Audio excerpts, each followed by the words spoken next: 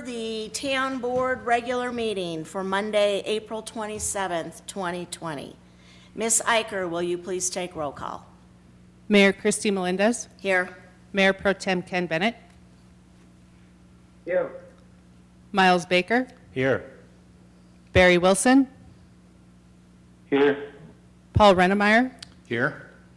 Tom Jones, Here. David Soslowski. Here. Will you please stand for the Pledge of Allegiance?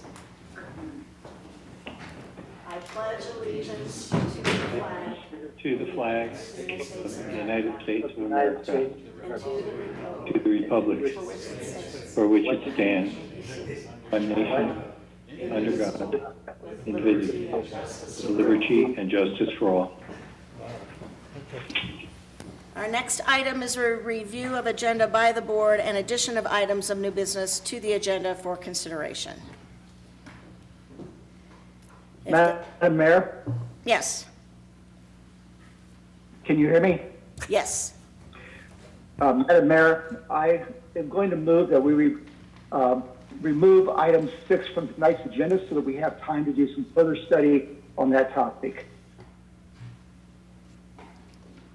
I'll second that. Okay, we have a motion on the floor to amend the agenda by removing item 6. Is there any further comment or discussion? Seeing none, all in favor of approving the agenda as amended signify by aye. Aye. Aye. Or do we have the voting thing on, or? No, okay. Opposed signify by nay, and it passes unanimously. We'll move on to item 4, Board Liaison Reports. Town Board Member Baker, Tree Board, Historic Preservation Commission. Thank you. I have no update this evening. Town Board Member Wilson, Parks, Recreation, and Culture Advisory Board, Pruder River Trail Corridor. No update on Parks and Rec because the last meeting was canceled, but on the trail, just one minor announcement. The trail is closed between the Kodak Bridge and east to 95th Avenue in Greeley for maintenance until about mid-May. Mayor Pro Tem Bennett, Water and Sewer Board. No update at this time, Madam Mayor. Town Board Member Reynaud, Chamber of Commerce. No update tonight. Town Board Member Jones, Windsor Housing Authority and Great Western Trail Authority. Yes, Madam Mayor. Windsor Housing Authority had a teleconference meeting last week.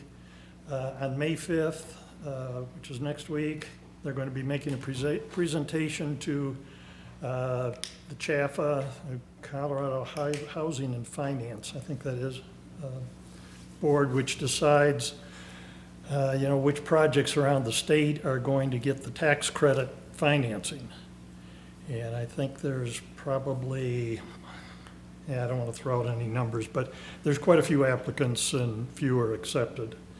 What it amounts to is, this is an $18 million project for Golden Meadows, and that's the first phase, that's 54 units. And if they're approved for the tax credits will cover 12 million of that 18 million. So they're left with another 6 million to come up with. The fee waivers that the town board approved a number of months ago are probably going to be a big factor, weighing in their favor that the town is on board with this project. The Housing Authority also owns the land, which is also in their favor. So hopefully that's going to be come out in a positive manner. The awards will be made in June. They'll list the projects that are going to get the funding. Great Western Trail Authority, we had a teleconference today with some of the trail board members, and along with Omar Herrera and Scott Pearson here in the engineering department. We will be meeting with the contractors probably in 2 weeks to finalize all the documentation that CDOT requires, which there is a ton of it, and getting set to hopefully give them an order to proceed at the end of May. And that's my report. Okay. Town Board Member Sislowski, Clearview Library Board and Planning Commission. Yes, Mayor, the Planning Commission was canceled last So I don't week. have a report there. The library board meeting is scheduled for this Thursday, April 30th. That'll be at 5:30 p.m. They will hold it by Zoom, and the public is invited to join, of course. It's a rather standard agenda for the most part, although they are going to be discussing issues relating to trying to reopen the library at some point. And also they will be getting information on their annual report for last year, for if anyone wants to tune in. Thank you. Okay. And I have Downtown Development Authority. We did have our virtual meeting last week. The discussion was mainly talking about how they're going to, how they're handling our current crisis, what they're going to be looking at trying to do in the future during the recovery mode, how they can best help and serve the downtown businesses. And then they're looking, and I know you all have a meeting scheduled tomorrow night to talk about the 4th Street property. I don't have anything new to report since my last report for the North Front Range MPO. So with that, we'll move to item 5, and in public invited to be heard.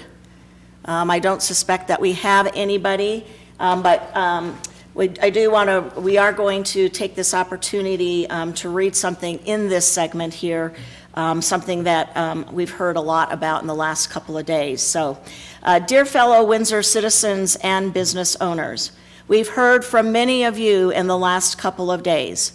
There are questions and lots of confusion around the next chapter of this pandemic as we move from stay at home to safer at home. That starts today, April 27th. First and foremost, we want our residents and business owners to know and understand that our top priority is concern for your health, safety, and livelihood. We believe the recent data and information warrants us to start the reopening process with caution and adherence to the executive order provided by the governor's office today. We have 3 options as to how we can respond and proceed. 1, we can match the state guidelines, or 2, we can use additional guidelines as long as they are more protective than the state's, or 3, the county can request laxed guidelines to be followed. To our knowledge, neither Weld nor Larimer County have made this request to date. Both Weld and Larimer County have provided Windsor with safer at home guidelines that include best practices for reopening businesses. Both county documents mirror what is in the state's guidelines, and because the state is mandating that those who ignore these options will, 1, be breaking the law, and to the extent they willfully disregard, will be issued a cease and desist order, and 2, jeopardize the county from receiving money from the Emergency Preparedness Grant. Please note, business follow-up on any of this is complaint-driven, deriving from complaints lodged with local health and/or law enforcement. With all this in mind, we are recommending our businesses follow the state's guidelines. It's time to get back to work in reasonable and responsible ways. So for anybody that's interested, we recommend that you go to https://COVID-19 for a full report and the steps businesses must take to reopen. But briefly, today, retail can reopen with curbside pickup and delivery service, as can field services, non-emergency, medical, and dental services. This Friday, May 1st, retail and personal services can open and let customers into their stores, granted that the business, employees, and customers are all following best practices in the guideline. On Monday, May 4th, non-essential businesses and offices and educational programs are allowed to reopen as approved by CDPHE as well, so they can open. To date, we don't have any opening dates for restaurants, bars, spas, or health clubs. We hope that as businesses open, folks will continue to be respectful, patient, and mindful that this is a learning curve for all, and we urge our most vulnerable to stay at home and shelter in place. We are hashtag Windsor Strong, and together we will get through this. Respectfully submitted tonight, outgoing Mayor Christy Melendez and incoming Mayor Paul Reynaud. Okay. And with that, we'll move on to the consent calendar, for which we have 5 items this evening. Madam Mayor, I have a question on the consent calendar, and it Okay. deals, item B2, the parking study. And I was looking at the timeline, and is this going to be adjusted based on the pandemic that we're going through? I would imagine trying to study parking concerns downtown would be not ideal under these circumstances. Yes, Mr. Baker, Shane Hale, Town Manager, and I think that Scott could also speak to this, but we had a conversation with the consultant and came to that same conclusion that it would be disingenuous to actually do our traffic counts right now. Although we could tell the business community, hey, look, we're great, no problem. So yeah, so we have stuck a pin in that, and we are just kind of putting the traffic count part of this on hold until we're kind of back to our normal business as usual. Okay. Thank you. Yep. Okay. Mr. Boston, you have a comment? No, thank you. I think Shane covered it. Okay. So does that answers your Yep. question? Thank So you very much. with that, is there a motion to approve the consent calendar as presented? Madam Mayor, I move that we approve tonight's consent calendar as presented. Second. We have a motion on the floor from Mr. Reynaud with a second from Dr. Jones, approving the consent calendar as presented. All in favor signify by aye. Aye. Opposed, nay. Aye. Okay. The consent calendar is approved as presented unanimously. Moving on to board action, item C. Our first item this evening is a public hearing on ordinance number 2020-1607 for the Future Legends Sports Park Metropolitan District Service Plan Amendment. Legislative action, it looks like Mr. McCarter is going to be giving us presentation, but first I would seek a motion to open the public hearing. Madam Mayor, this is Paul Reynaud. I so move that request. Second. A motion on the floor from Mr. Reynaud and a second from Mr. Baker to open public hearing. All in favor signify with aye. Aye. Opposed? Aye. Sorry. Public hearing is now open. Mr. McCarter. Thank you, Madam Mayor. What's before you tonight is our 2 items. One is a public hearing that's required by state law, and the next then is an action item on a request from the Future Legends Sports Park Metropolitan Districts for a service plan amendment. I am just introducing the topic. The district's representatives, Mr. Ankley and others I suspect, will first set the table for you as to why the request is being made and what the request consists of. And then Ms. Carolyn Steffel, your special district special counsel, will follow up with that with comments that she has, concerns that she may want you to consider, and also some indication of how much cooperation we have had from the districts over the last month or so while we processed this request. So what you're doing tonight is a legislative public hearing. The strict rules for due process are not necessarily applicable here, so ask whatever questions you wish, but let's start first with Bill Ankley to set the table and explain what's behind this request. That's all I've got for now.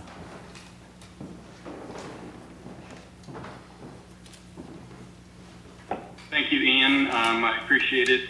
Mayor, council member, thank you. Tonight, we have some preliminary remarks to make. Basically, first of all, let me introduce who's here on behalf of the project. My name is Bill Ankley. I'm with White Bear, Ankley, Tanaka, and Waldron, and we were the attorneys that put together the service plan for Future Legends last year. Zach White is my associate assisting me. We also have from the developer side, Jeff Katofsky, Ryan Spilborgs, and Jim Brody. I think most of you have encountered them at one point or another through the development approval process. So our approach tonight is to explain to you why we're here, give you a brief update on the progress that's being made on the development as part of that, but also to seek your approval for modifications to the service plan, as well as the formation of a business improvement district to deal with some sudden and unforeseeable challenges that we were faced with as of a month or so ago, all in order to assure that this development continues as planned. What we'll do here is I'll make some preliminary remarks. We'll get a little development update for you so you've got a good foundation. Then we'll turn it back to the town for Carolyn to go through her report. And then after that, we'll be happy to answer any questions that you have. And certainly if you have any questions along the way, don't hesitate to interrupt me. As far as the BID section of the program, it'll be abbreviated relative to this. All right, so why are we here? In the past couple of months, month and a half or so, we've been hit with two very significant adverse developments that were affecting the financing of the project and which were beyond our control. The first, obviously, is the COVID-19 virus that decimated the financial markets for a period of some 15, 18 months. The municipal bond markets had been at historic lows with significant demand for the kinds of bonds that this project would be issuing. But with the impact on the markets, instead of a lot of inflows into the municipal bond market, we had tremendous outflows, something like $20 billion in 2 days during the worst part of it. The markets are starting to recover. They're still pretty bumpy, but the result of that development is that the interest rates that we were hoping to achieve are simply not going to be achievable. And we need to come up with a method to backfill the revenue that would be lost. And so that's part of what the service plan amendment is here tonight, particularly focused on the mill levy. The second was the loss of some $25 million worth of loans from the Colorado PACE program, which is administered by the state and had been part of the financial stack programming for this project. That program requires or allows for bonds to be issued secured by assessments on property. It's a state administered program, but it requires the county to participate in the program in order to collect the assessments and provide security for the collateral or for the bonds. In late February, about February 26th, Weld County met and suddenly elected to withdraw from their participation in the program. We were within about 2 weeks of closing at that point, and without Weld County's participation, and they've not since agreed to change their position, we were scrambling to find an alternative source of financing. So the solution that we've arrived at is to organize a business improvement district, which has broader powers than a metro district does, although it does have some overlapping powers, and to use that resource as a means to help backfill the lost revenue from the Colorado PACE loan, along with other private funding sources. So that structure, the two-barreled approach of preserving the revenues that we were hoping to get from the Metro District under better market conditions, coupled with the layering of another municipal entity on top of the existing districts to supplement the funds that were lost from CPACE is our strategy. I would point out that in the CPACE loan, there would have been assessments on the property that would represent a financial burden on the property for a period of at least 25 years. And while we are proposing with the business improvement district an additional mill levy, you have to look at it in terms of the fact that it's essentially replacing from mill levy what we were going to have in assessments in any case, and it preserves the total amount of financing that we were looking for. A couple of other things on the slide here. One of the changes in the service plan was to give us the freedom to impose an operations and maintenance levy. As your current service plan is set up, there's a cap on that. And because of the nature of this development being a sports complex with lots of greenery and fields and things that need to be maintained, it felt to us that we needed to have greater flexibility to be able to meet the needs of those needs, so that we would not be in a situation of having facilities deteriorate. So, and I would like to extend some thanks to Shane and Ian and Carolyn during the course of this. It was clearly unprecedented for us to have to deal with. We feel like we've come with a really great solution that will keep the project moving. And were it not for their ideas and creativity, we wouldn't be here tonight. So thank you very much, you folks. If there are any questions, I'm happy to answer them. But if not, I would like to turn this over to Ryan Spilborgs to give you a development update so that you have a good foundation upon which to consider Carolyn's remarks and our requests. Thank you. Thank you, Bill. First and foremost, I wish all your families safe and health right now. I know it's been unprecedented times. I appreciate it. Like, this development continues to just draw great response from the community. We just laid down close to $1 million worth of sod for those fields for Eric Lucas in the town. So we continue to draw great confidence in this project. If you don't know about it, it's a 118 acre sports park. It's $165 million in development cost. On that, you'll see 19 different fields, a minor league baseball and soccer facility that has up to 6,000 seats in capacity. The multi-purpose bubble is about the third largest in the United States. It's just under 160,000 square feet. We have our dorms that are starting to get prepared for being able to house about 900 athletes there, close to 300 hotel rooms on the site.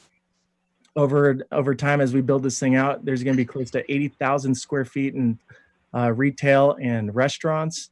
We're earmarked for about 40,000 square feet of medical office. It continues to have local draw, local appeal. I'm sure if you have children or grandchildren right now, I know the question for so many people is, how do we get them outside?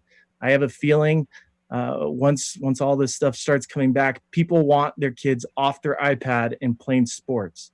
And so here you are. It's going to be in your backyard. As far as the project status, we've been master plan approved. 95% of our civil plans have been finished. 80% of the stadium plans have been done. We're on track right now to break ground for the stadium June 1st. The dome design is 80% complete. The Hilton Dual brand is 100% with the structural plans. We have 40% of the architectural and the MEP permits for the stadium footing and the foundation and the civil plans. And what we're really proud of is those two fields that we put down just about a month ago. They'll be ready for play August of this year. That's probably gonna be sooner than Major League Baseball. So again, I want to say thank you for all the support that you guys have given this project. It truly is something near and dear to the people that have been working on this thing. It means a lot to us. It means a lot to our community. And I appreciate your time tonight.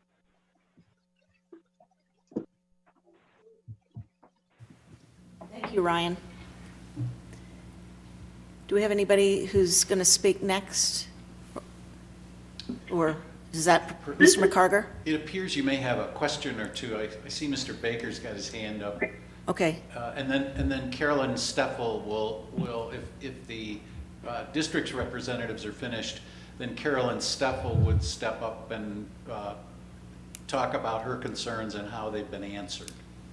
Okay. Okay, Mr. Baker? Yeah, my question is on the mill levy for the, I guess, management and common space. I guess it's a new mill levy. Why is that needed to maintain the ball fields? shouldn't the business model, I mean, the ball fields are the business. You would think the business model would be able to fund the maintenance of that and not require an additional metro fee. Am I misunderstanding something?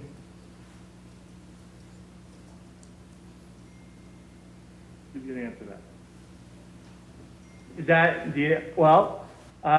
yeah, the business model is far beyond practice these fields. I mean, you can see there's a stadium, hotels, retail. It's far beyond. And when you look at the joint partnership that we have with the rec program, these fields are going to be used not just from our model. This model is being used by a lot of people within the community and within the town. And it does fall in line with how we view this metro district and being able to use the funds through those bonds to be able to maintain these fields properly beyond what was originally considered. Okay, I think my misunderstanding. Normally, when there is a metro district, it would manage or maintain the common space or infrastructure, not necessarily the business operations of the fields. That was my assumption or understanding, but.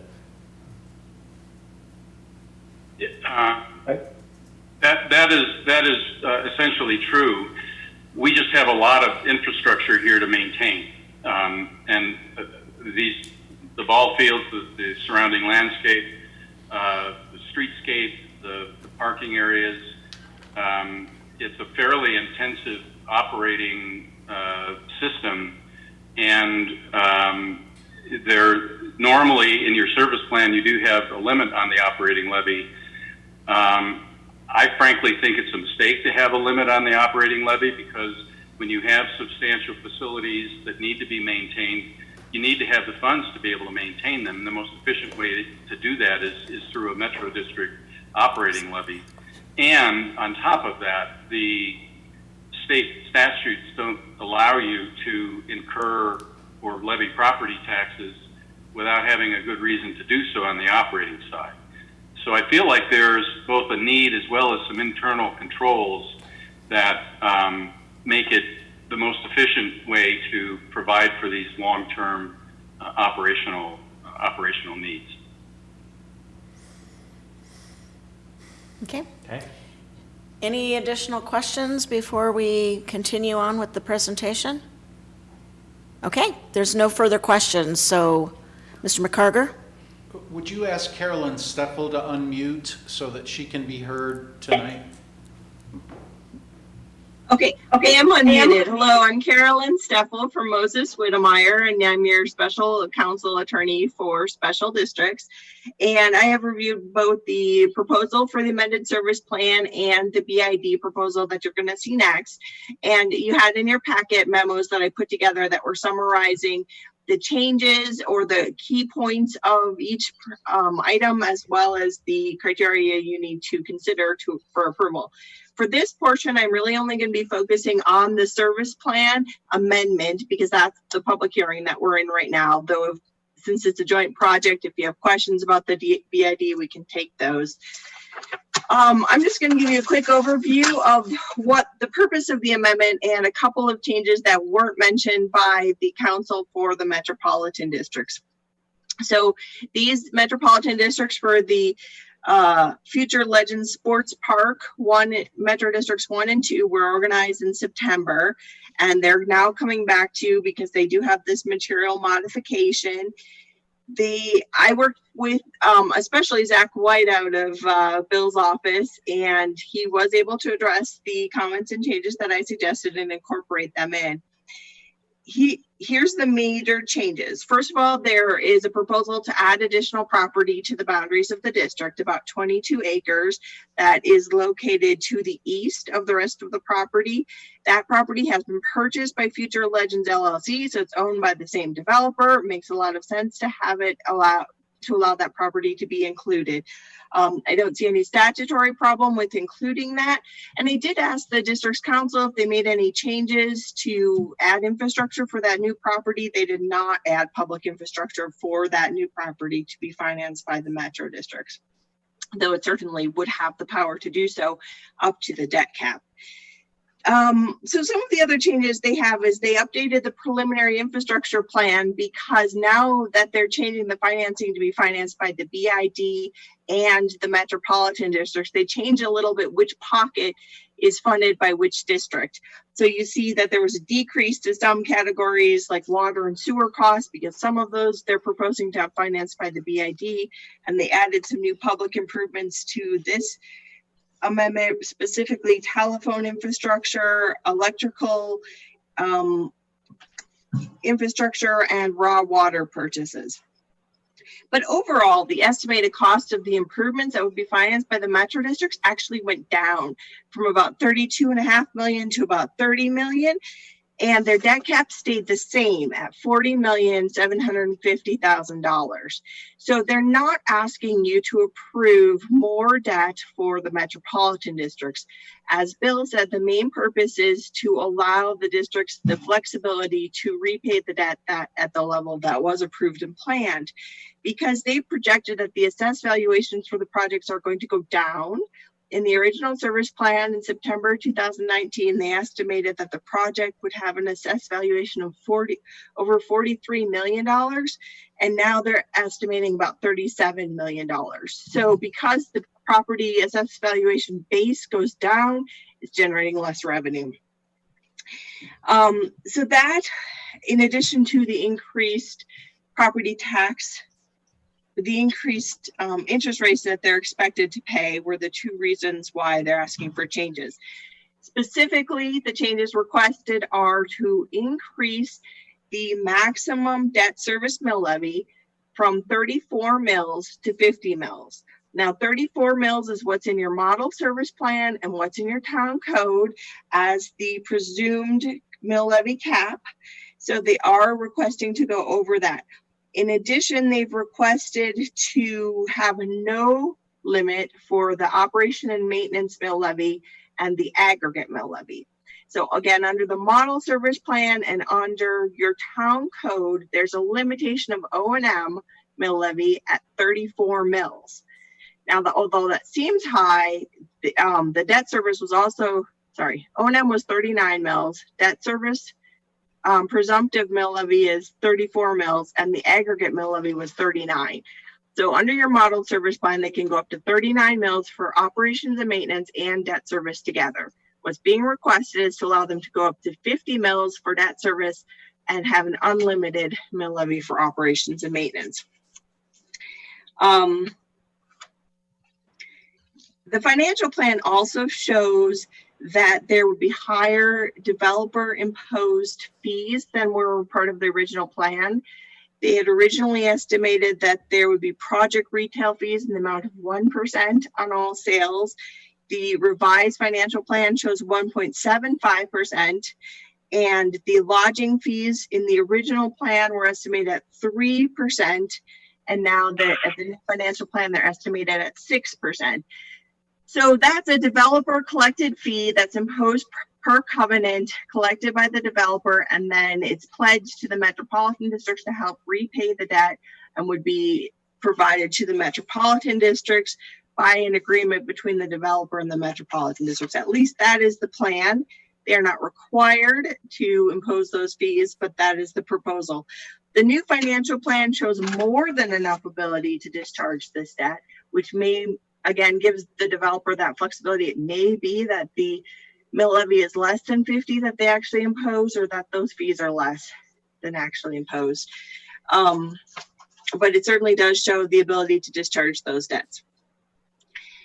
Okay, so as a town board, you definitely have the legal authority to approve deviations from your town code and your model service plan. You're not required to stick at the 34 mils. You can go higher, but you're going to want to, as a policy matter, consider balancing all the different public policy issues involved. This is a commercial project, and so you are unlikely to have residents that are going to be a part of the district, and you're likely to have more sophisticated buyers. The flip side is that if the mill levy gets too high, that could have an impact on the project. And I think that the attorneys for the metropolitan districts and the developers representatives can speak to that issue as to whether these mill levies are appropriate for the project and will have any impact on the ability to continue to make this project profitable. The criteria you're going to look at, there's 4 statutory criteria, the same as for original approval, but the main criteria that's really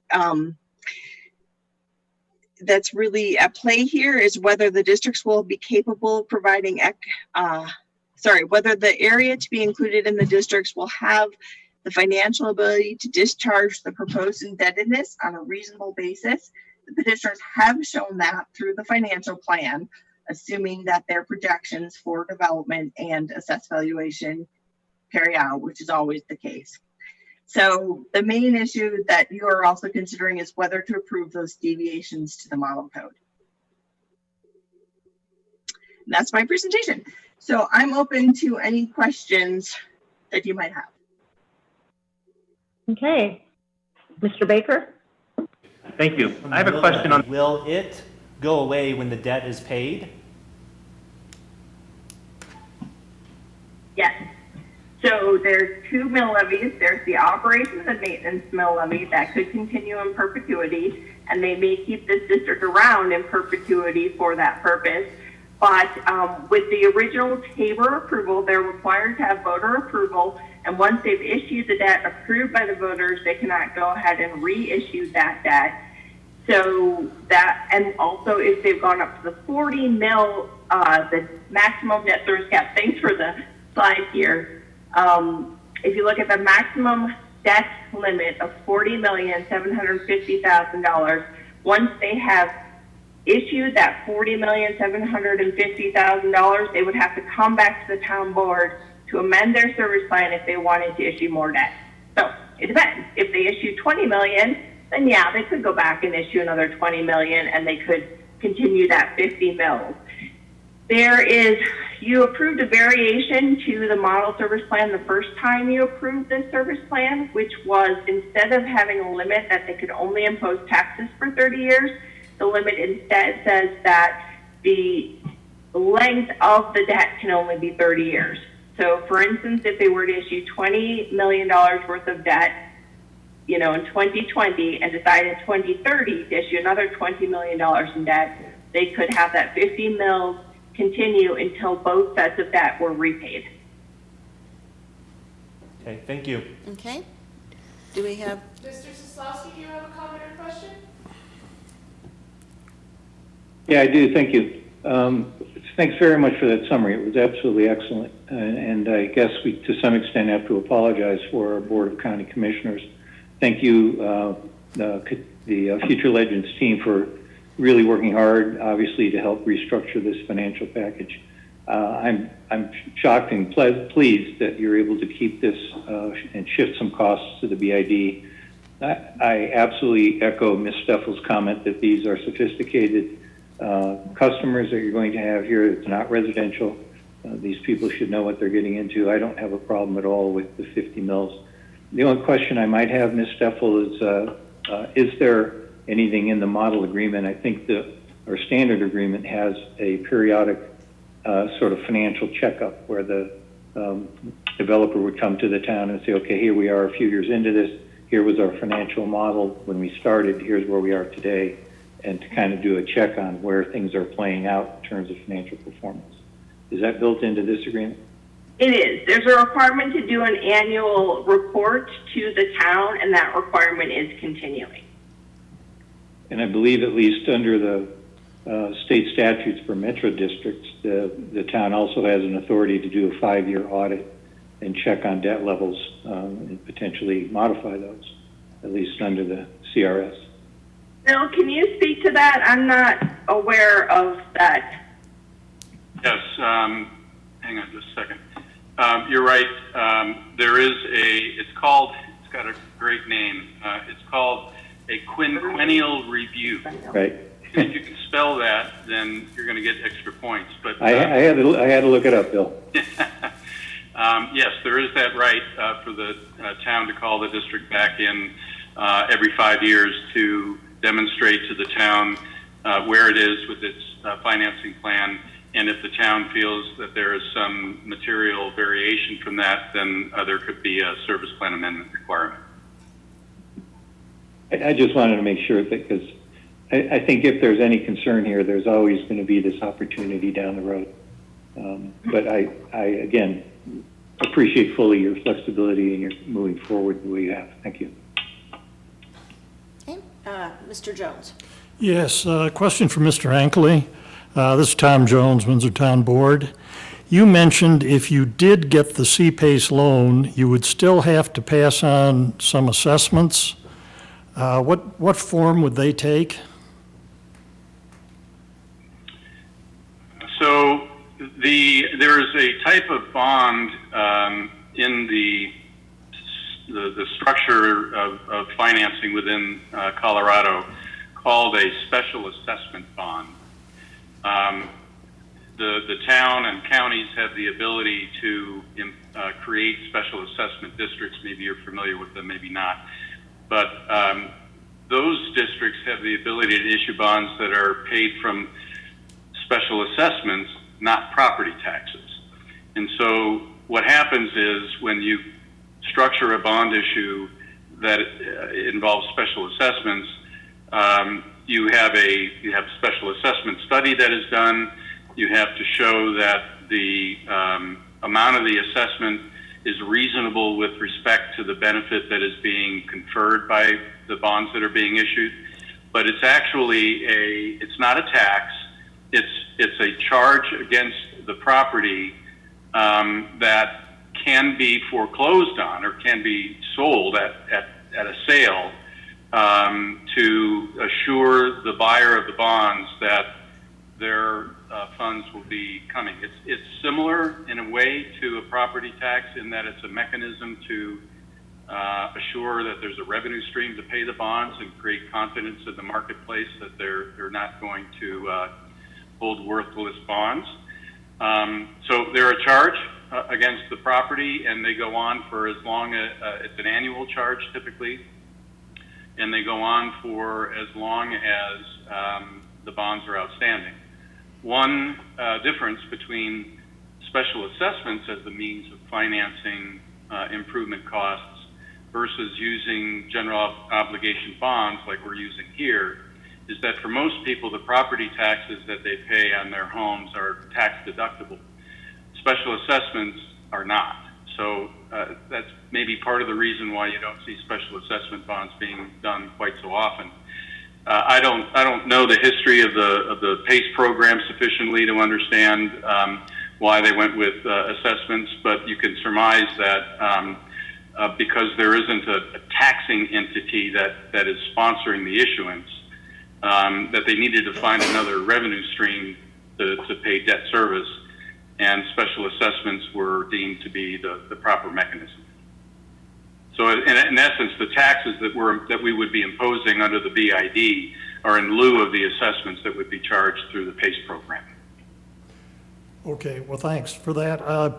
Do you suppose be the equal, the mill levy assessment versus special assessments is kind of a wash as far as, what you have to charge the property owner? I think, we don't have the data in this marketplace, but historically, special assessment bonds have always been more expensive in terms of interest rate because the assessments are in second position. You've got property taxes in first position with the senior right to all the revenues that come from that. Assessments are in a second position, and they're a little more cumbersome to it's a little more cumbersome to foreclose on an assessment, a lot easier to sell unpaid taxes at tax sale.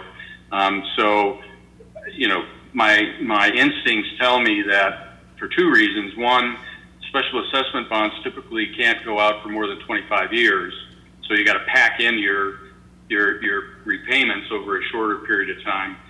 And the interest rate that you're going to see on the special assessment bond is going to be significantly higher than in a general taxing bond situation. Thank So you. I actually think it's a benefit.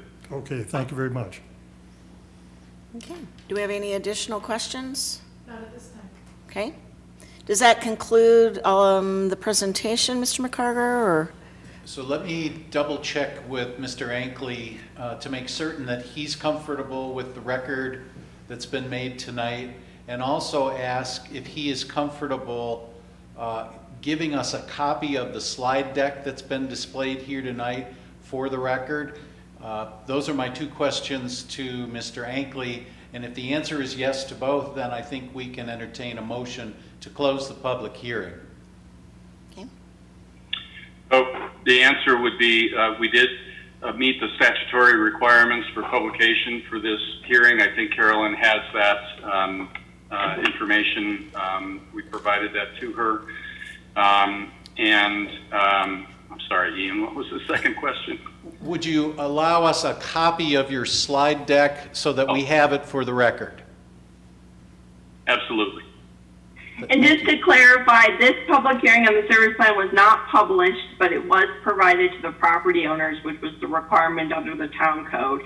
And there is the certificate of that notice was provided is part of the record. That was part of the board packet. Thanks for that clarification, Carolyn. You're right. Okay.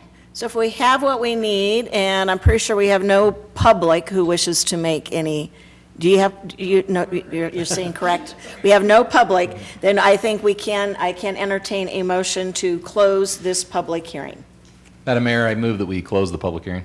Second. A motion on the floor from Mr. Reynaud with his second from Mr. Baker to close public hearing. All in favor signify with aye. Aye. Aye. Opposed? Public hearing is now closed. Moving on to item 2, ordinance number 2020-1607, an ordinance of the Town Board of the Town of Windsor, Colorado, approving the amended and restated service plan for the Future Legends Sports Park Metropolitan Districts numbers 1 through 2, and authorizing the execution of an amended and restated intergovernmental agreement between the town and the districts. This is first reading and legislative action. Mr. McCarter, anything further? I don't have anything further to add. This is the action item that follows your public hearing. You're certainly welcome to discuss it and state your reasons for the positions that you might take when the vote comes. Okay. Are there any final comments or questions? You seeing anything, Jess? I'm going to support this. Obviously, this has been a long time project in coming, and I'm going to echo Mr. Kozlowski's thoughts. We're only here and have to be here this evening due to our current Weld County Commissioners' ineptness to think above and beyond. And so I am happy that we've had some smart folks who were able to get together to try to pull this and keep this project in place, because this is a valuable project in terms of the number of jobs it will bring, and I believe this is now going to be part of our economic recovery that we will badly and greatly need, not just in Windsor, but for all of northern Colorado. And if there's no further questions or comments, is there a motion? Madam Mayor, this is Paul Reynaud on the Windsor Town Board. I move that we approve ordinance number 2020-1607.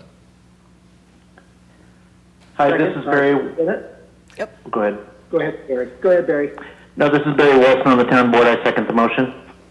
Okay, we have a motion on the floor from Mr. Reynaud with a second from Mr. Wilson approving ordinance 2020-1607. All in favor signify with aye. Aye. Aye. Opposed? Aye. Was that an opposition? Or was that a late aye, Mr. Bennett? It's an aye. It's an aye? Okay. So it passes unanimously. Moving on to item 3, a public hearing on ordinance number 2020-1608, declaring the organization of the Future Legends Sports Park Business Improvement District, describing the boundaries and service area of the district, giving the corporate name specified in the petition, establishing and appointing a board of directors, and approving the 2020 operating plan and 2020 budget. Legislative action, we're going to be hearing presentation from Mr. McCarger and others, but first I need a motion to open public hearing. So moved. Second. Motion on the floor from Mr. Reynaud with a second from Mr. Baker to open the public hearing. All in favor signify with aye. Aye. Aye. Opposed? Public hearing is now open, Mr. McCarger. Thank you, Madam Mayor. This is the second leg of the Future Legends Sports Park ownership's response to the loss of CPACE revenue and a dip in interest rates. Mr. Ankley will further discuss this. As he indicated a moment ago, it may not take as long as the Metro District presentation, but when he's finished, of course, you can ask whatever questions of him you wish, and then Ms. Steffel will speak to you about the legal requirements, her analysis of the application, and then, of course, entertain any questions you have. So I'm just here introducing folks at this point, and I'll turn it over to Mr. Ankley. Thanks again, Ian. We have introduced this concept already. A business improvement district is an entity that was authorized by the legislature, a number of years ago now, in response to needs in commercial areas to both provide for public infrastructure, but also to provide for business development support and other kinds of things that are of more interest, greater interest to commercial entities. And so it's an entity that has been used a fair amount in Colorado. And one of the reasons that it's useful in this case is that it has the power to provide for any public improvement. Metro districts have a limited list of functions and powers that they can exercise. Streets, water, sewer, park and rec, those kinds of things. For business improvement districts, they can do any public improvement. And that gives us an opportunity to fund a lot of things that we could not fund through the Metro District, or which were things that the Metro District couldn't afford to fund within the 50 mils. We weren't about to ask for a Metro District with greater than a 50 mil cap. But with some work with our bond counsel and financial advisors, we've been able to structure a business improvement district that overlays the Metro District and provides supplemental funding for the types of improvements that you're seeing on the screen here. And it provides a significant amount of additional financing to help shore up the shortfall that we're experiencing. The boundaries would be coterminous with the District Number 2 boundaries.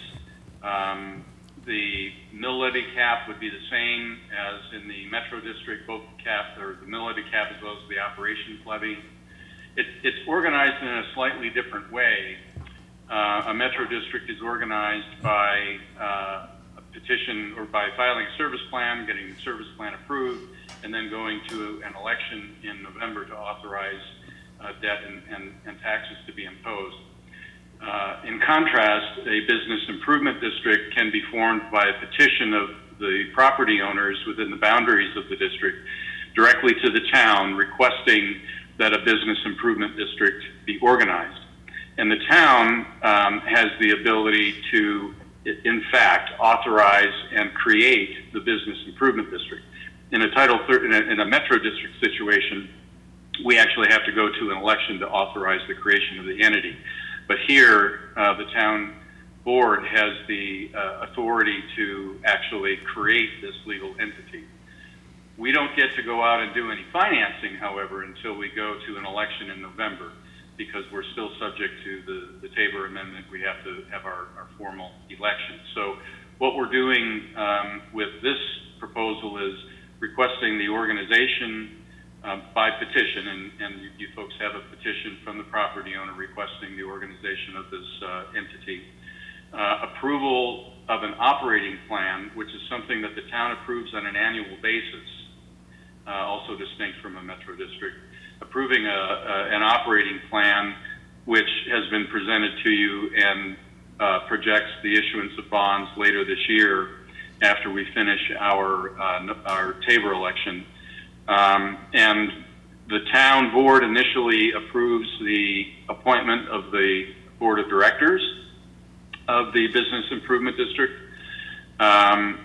Although we also have the ability to request that we have an election to have the board members appointed in the future. But the initial board, under the way the Business Improvement District Act works, is appointed by the town, and the board of directors of the Business Improvement District serves at the pleasure of the town. The town can remove board members from the Business Improvement District for cause. So similar in a number of ways to metro districts, some overlapping powers, but quite a few that are not. Greater oversight on the part of the town, but it still gets us to a point where we have the ability to generate additional funds to help meet the needs of the project. That's all I'll say on the topic, I think. I'll just wait for questions. Okay. Are there any questions? Mr. Baker. Thank you. I have a question on the project retail fee. This is where the revenue is generated for the Business Improvement District? Actually, no. The Business Improvement District has its own mill levy. Okay. We could receive those kinds of private funds, but the primary financing mechanism is through property taxes, yes. Okay, so the project retail fees will be in the Metro District? They are planned in the Metro District at this point in time. To the extent that they're useful to have within the Business Improvement District, the Business Improvement District would have the ability to accept those. Those are not fees imposed by either the Metro District or the Business Improvement District. They're fees that are imposed by private covenant by the developer. So wherever they're most efficiently used, I suppose, is what would be our guiding light. Okay.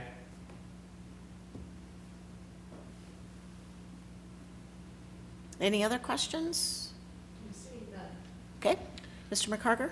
Madam Mayor, if you wouldn't mind, open the floor to Carolyn for her comments on this. I think it's appropriate that you hear from her and then post any questions for her as well. Okay, thank you, Mr. McCarter. Okay, here we go. So again, I gave you a memo that's in your board packet about a BID, and I think that Bill gave a very good introduction of what a business improvement district is and how it varies from a metropolitan district. So I'll add a few additional items as we're going through the discussion. But a BID is an independent quasi-municipal corporation and political subdivision of the state, just like a metropolitan district would be. It would have perpetual existence until it's terminated by statute after all debt had been discharged. But the proposal for this particular BID included perpetual existence because of some of those ongoing operations and maintenance issues. So they are expecting that this BID may continue for quite a long period of time. Okay, and I think that Bill has given you an overview of some of the powers of the BID, the powers to operate, maintain, construct, and finance a wide variety of public improvements, as well as to provide some of those development support services, like consulting on development activities, managing development activities, marketing or promoting district activities, providing, they can do snow plowing and trash removal and provide design assistance and even security services. So much broader powers for some of those other services. They can also run public events as well. And their two financing powers are special assessments and property taxes. As Bill mentioned, they do need to have Tabor approval if they're going to be issuing that debt or imposing property taxes. One of the main differences between a BID and a metropolitan district is that a BID does not have a service plan. So the petition for formation of this BID says that this particular Future Legends Sports Park BID would have all of the powers authorized to a BID under the state statute. However, it is subject to the limitation of the operating plan. So the operating plan that you saw in your board packet that's proposed for 2020 has some of those same limitations that you'd see in the service plan. And we did ask for some of those to be added as additional limitations. And I'll go over that in just a moment. So there's several actions that the board is being asked to take in this one ordinance. The first one is just approving organization of this business improvement district. To do that, you have to find that the town board has jurisdiction. It does, because the property is within the boundaries of the town of Windsor, both the service area and the property within the boundaries of the BID. And that the organizational petition was duly signed and presented in conformance with the Business Improvement District Act. Of the petition are approved. Those requirements are met as well. The petition. Sorry, do we have a question? We need to. Carolyn? Yes. Carol, you were going in and out. Oh, really? Can you hear us? I can hear you just fine. Okay. You're a little muted. Let me try going to a different venue because there's no reason why it should be muted. Okay. You're just kind of going in and out, breaking up, kind of like a cell phone? Yeah, I'm on a computer, so I could call in if that would be more helpful. That would probably be best. Let's try that, please. Yes, just one moment. That's a great idea.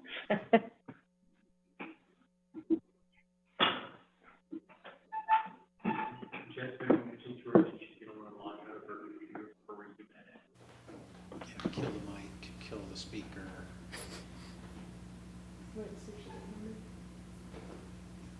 Carolyn, if you can hear me, please make sure you get out of the computer audio before calling in. So that way we avoid an echo.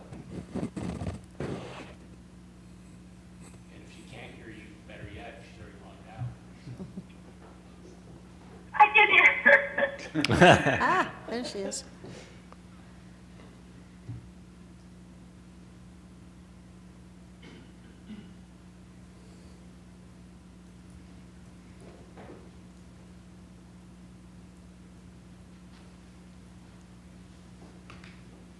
Okay, is that better? Oh, yes. Much. Much better, thank you.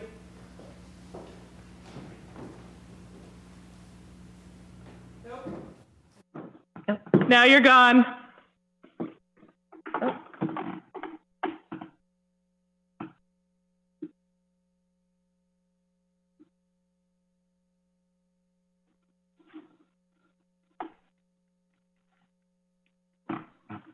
Can you unmute yourself on the computer? Okay.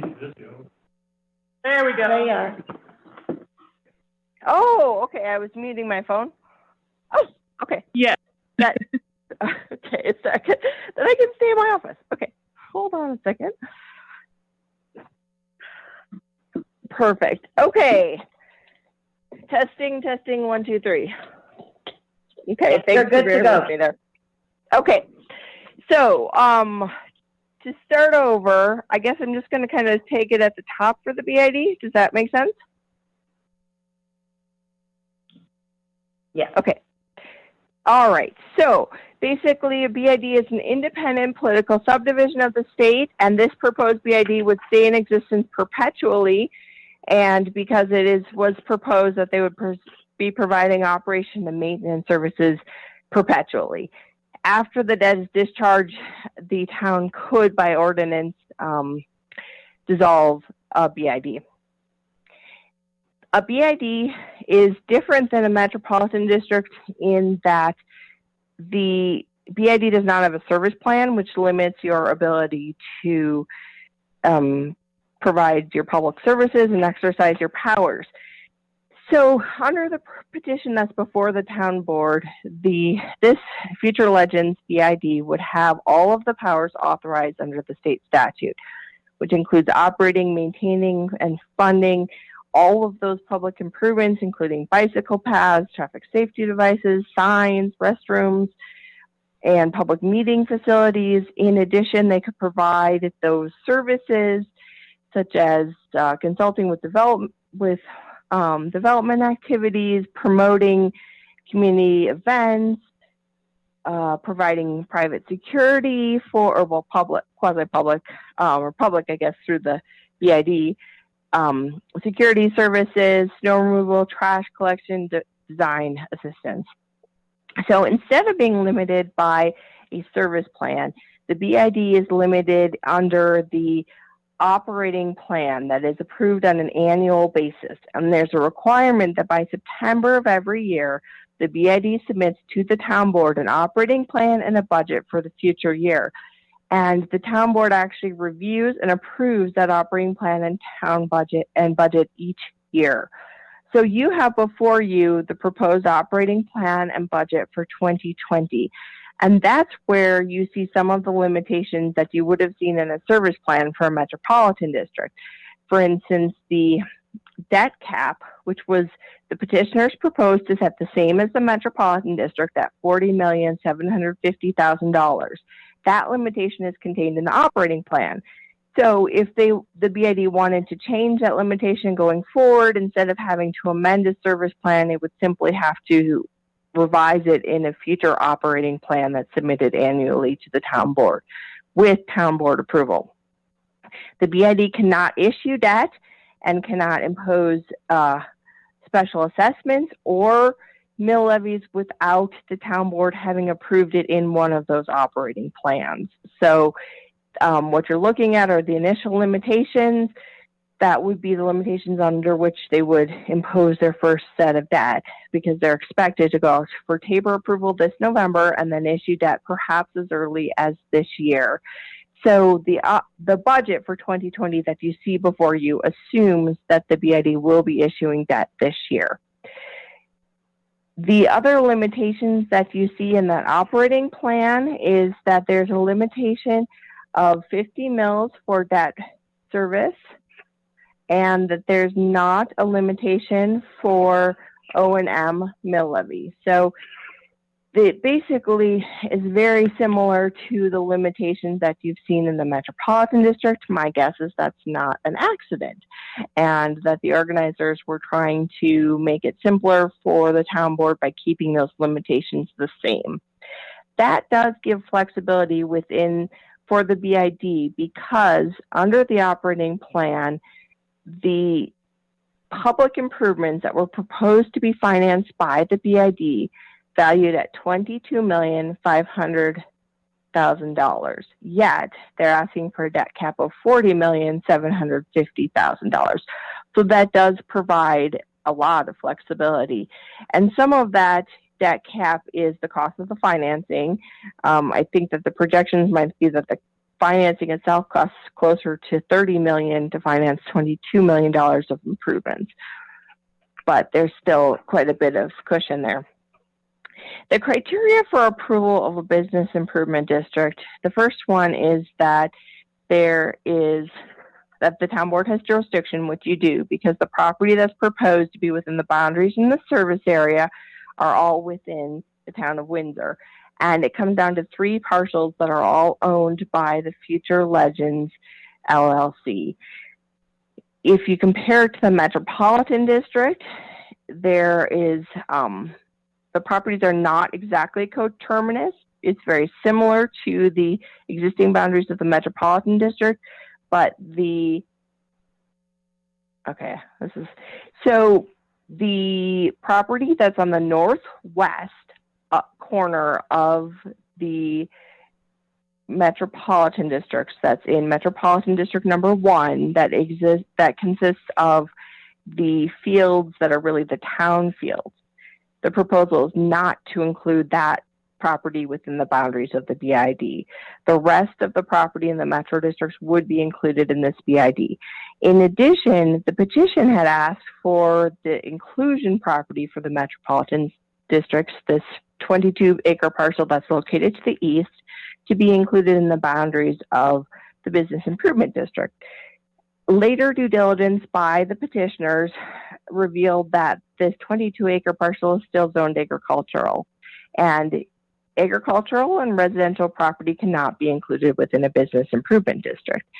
So the proposal in the ordinance is that that 22 acres be in the service area of the business improvement district, and if it's ever rezoned to something other than commercial or agricultural, it will go into the boundaries of the business improvement district. But until that time, it would be in the service area, but not in the boundaries.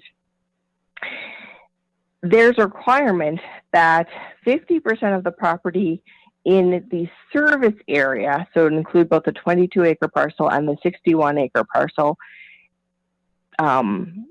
the petition must be signed by the property owners of 50% of the assessed valuation of all of that property together. That's no problem because Future Legends owns it all. Also, 50% of the area within the boundaries must be owned by petitioners that have signed the petition. Also not a problem.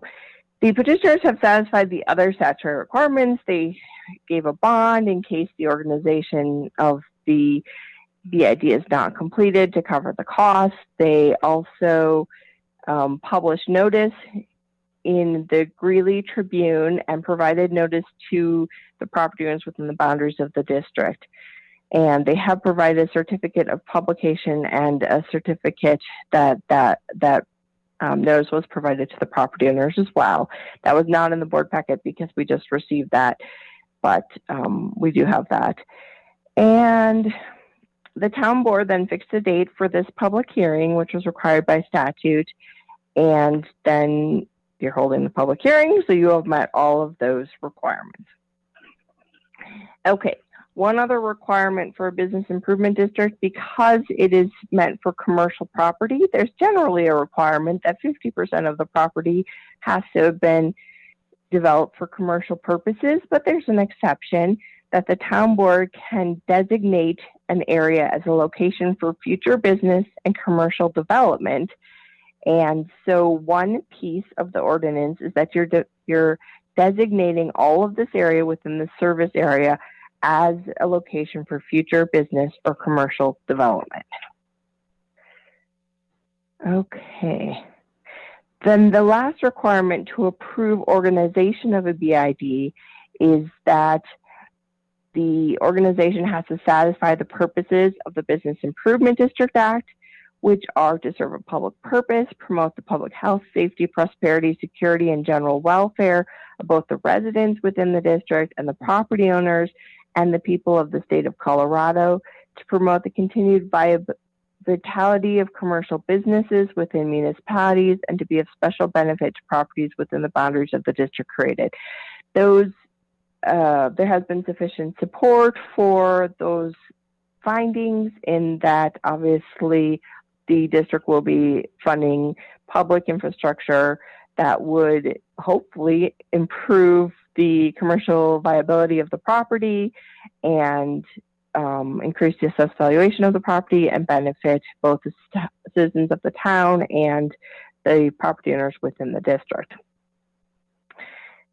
Okay, that's a mouthful. That's the first action you're being requested to take, is to just approve organization of business improvement district.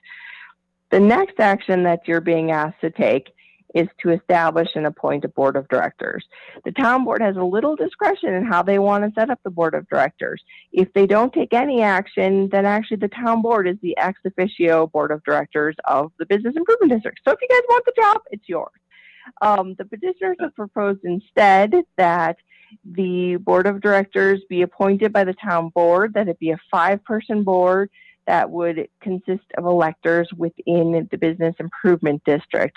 Those electors would be either owners of property or lessees of property, or in the case of a corporate owner or lessee, each one can designate one person to act on their behalf, and then that person then becomes the elector. The petitioners go on to propose who would be the first board of directors, and they're proposing that it be the same directors as are on the board of the metropolitan districts right now, because they are not current owners or lessees of property. They have a contract to purchase property within the district. The corporate owner, Future Legends LLC, will lease a piece of property to each of those existing directors to qualify them to be eligible electors of the Business Improvement District and to be appointed to the board. So those are the next two actions: to establish a board and to appoint who you want to be on the board. The third action is to approve an operating plan and budget for 2020. And as I mentioned earlier, that's where the limitations come into play in terms of what the districts can do for financing. So we added a few provisions from the model service plan into the operating plan. We requested that they be added, and the petitioners went ahead and added them. Some of those limitations were that debt has to be issued at a market rate, and that if debt is issued to the developer or to a private entity, then they need to have an independent certification that the debt is a reasonable rate for the market. There's also some overall debt limits in there as well. I think it was a 5% interest rate and an 18% interest rate in default, if I remember correctly. And those all came from the model service plan for metropolitan districts. This is again where we have the debt cap of 50 mils. There's an unlimited operations and maintenance mill levy, and there's a debt cap of $40,750,000. The operating plan does show an ability to repay the debt based on a 50 mil assessment and the projected assessed valuations up to that $40 million. There's not a lot of cushion, but it does establish that they can repay that debt. So the issues you want to consider here are more policy issues in terms of what you're comfortable with for a debt limit for an O&M and a debt service mill levy limit. You'll have to remember that for most of the property, other than the ball fields that are kind of the city ball fields, there will be a layering of debt. So they will have the 50 mils mill levy, up to 50 mils for the metropolitan district, up to 50 mils for the business improvement district, plus whatever O&M mill levy is imposed by each of those two districts. And then the fourth action that you're being asked to take is to designate that this service area is a location for future commercial and business development. And that statute requires that be a separate finding after notice and hearing. So the notice that was published actually specifically stated that you're planning to designate this property as future commercial and business development. So I'm open for questions about any piece of that, either organizing the BID, appointing the board of directors, the operating plan and budget, or the location for future commercial and business development. Okay. Are there any questions? Dr. Jones. Carol, this is Tom Jones, Windsor Town Board. So to summarize this, we're looking at if you're in the BID, you can be assessed up to 100 mils plus unlimited mills on O&M for the BID and for the Metro District. Is that correct? That's correct, and that's in addition to the town and county mills and everything else that other property owners pay. Mm-hmm. Based on your experience, very high. Based on your experience on projects like this, do you feel that is reasonable? Based on valuations and all the other things that have gone into this, do you think that's? I know a homeowner. If a homeowner heard they were getting assessed 100 mils, they'd have a heart attack. But I mean, we're dealing with a different environment, a commercial environment. So do you feel that assessment's reasonable? Well, I think it's very high. I think that a lot of the projects that I've worked on are not exactly the same as this project. This is a unique project because of the nature of the ball fields and the plan for this whole sports park area. And I think that the developers' representatives can talk to whether they think that that is commercially viable. Typically, a metropolitan district, most towns and cities do limit metropolitan district debt service mill levies at 50 mills. Okay, so I think to overlay a business improvement district, that's definitely on the high end of what you'd see. Okay, I have one more question about the board of directors. If, it should come to pass that you have a different Metro District board and from the business, the BID board, what's the hierarchy there? Can the Metro District board overrule the BID, or what happens in that if there's a difference of opinion between the two boards? Right, so they're completely independent, and it would be fine to have two different boards. So the Metropolitan District would make the determination on their debt issuance and their mill levy, and the improvements that are being financed by the Metropolitan District would be different improvements within the project than those that would be financed by the Business Improvement District.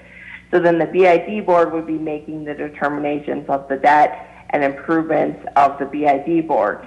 If there's a disagreement about who operates and maintains the improvements or something like that, the plan is, I believe, in the developer's the district's attorneys can talk to this, but the plan is to have an intergovernmental agreement, I believe, between the Business Improvement District and the Metropolitan District, so that they will determine who has which responsibility, when one can make the decisions for the other, and that will really cut down on those conflicts.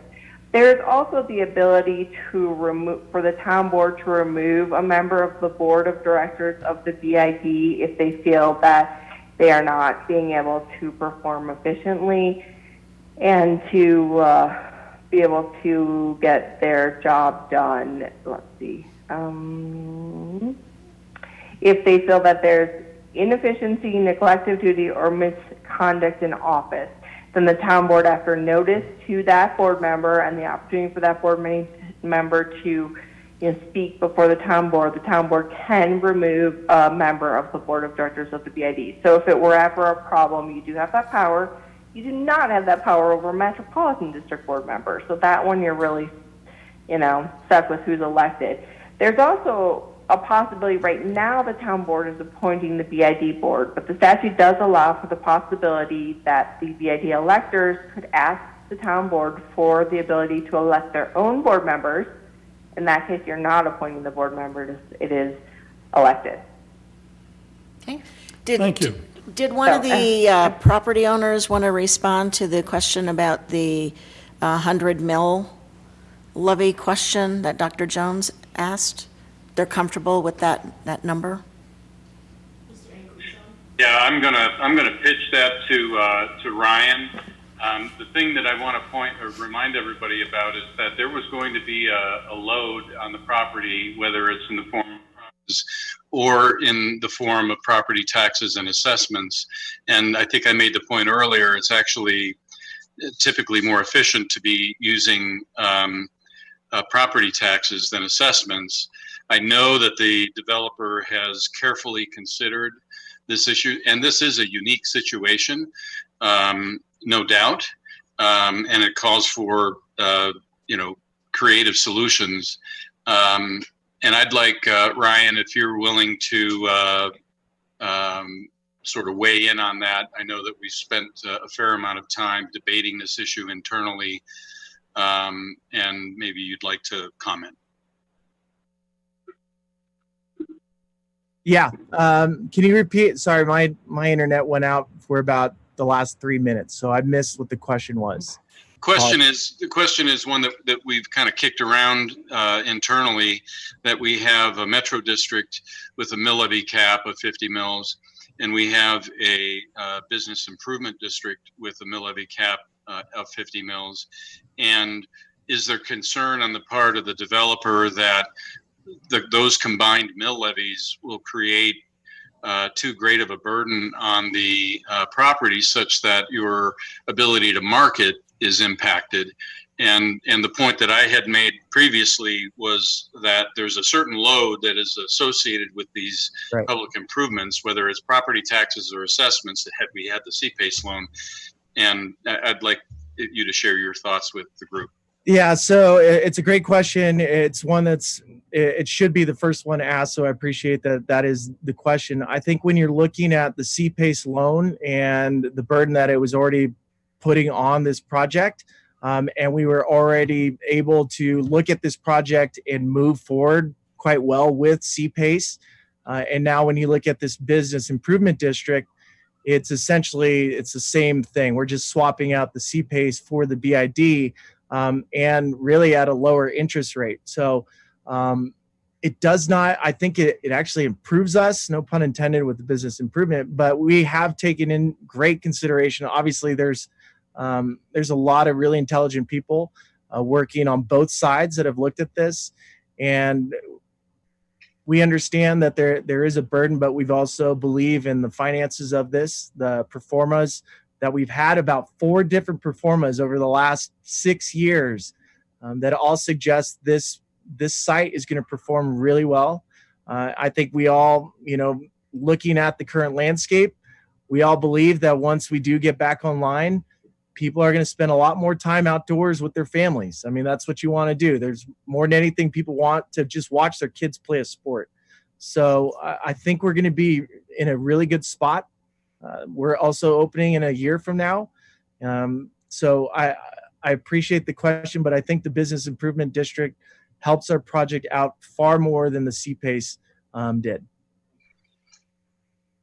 Okay. And one thing I would we note.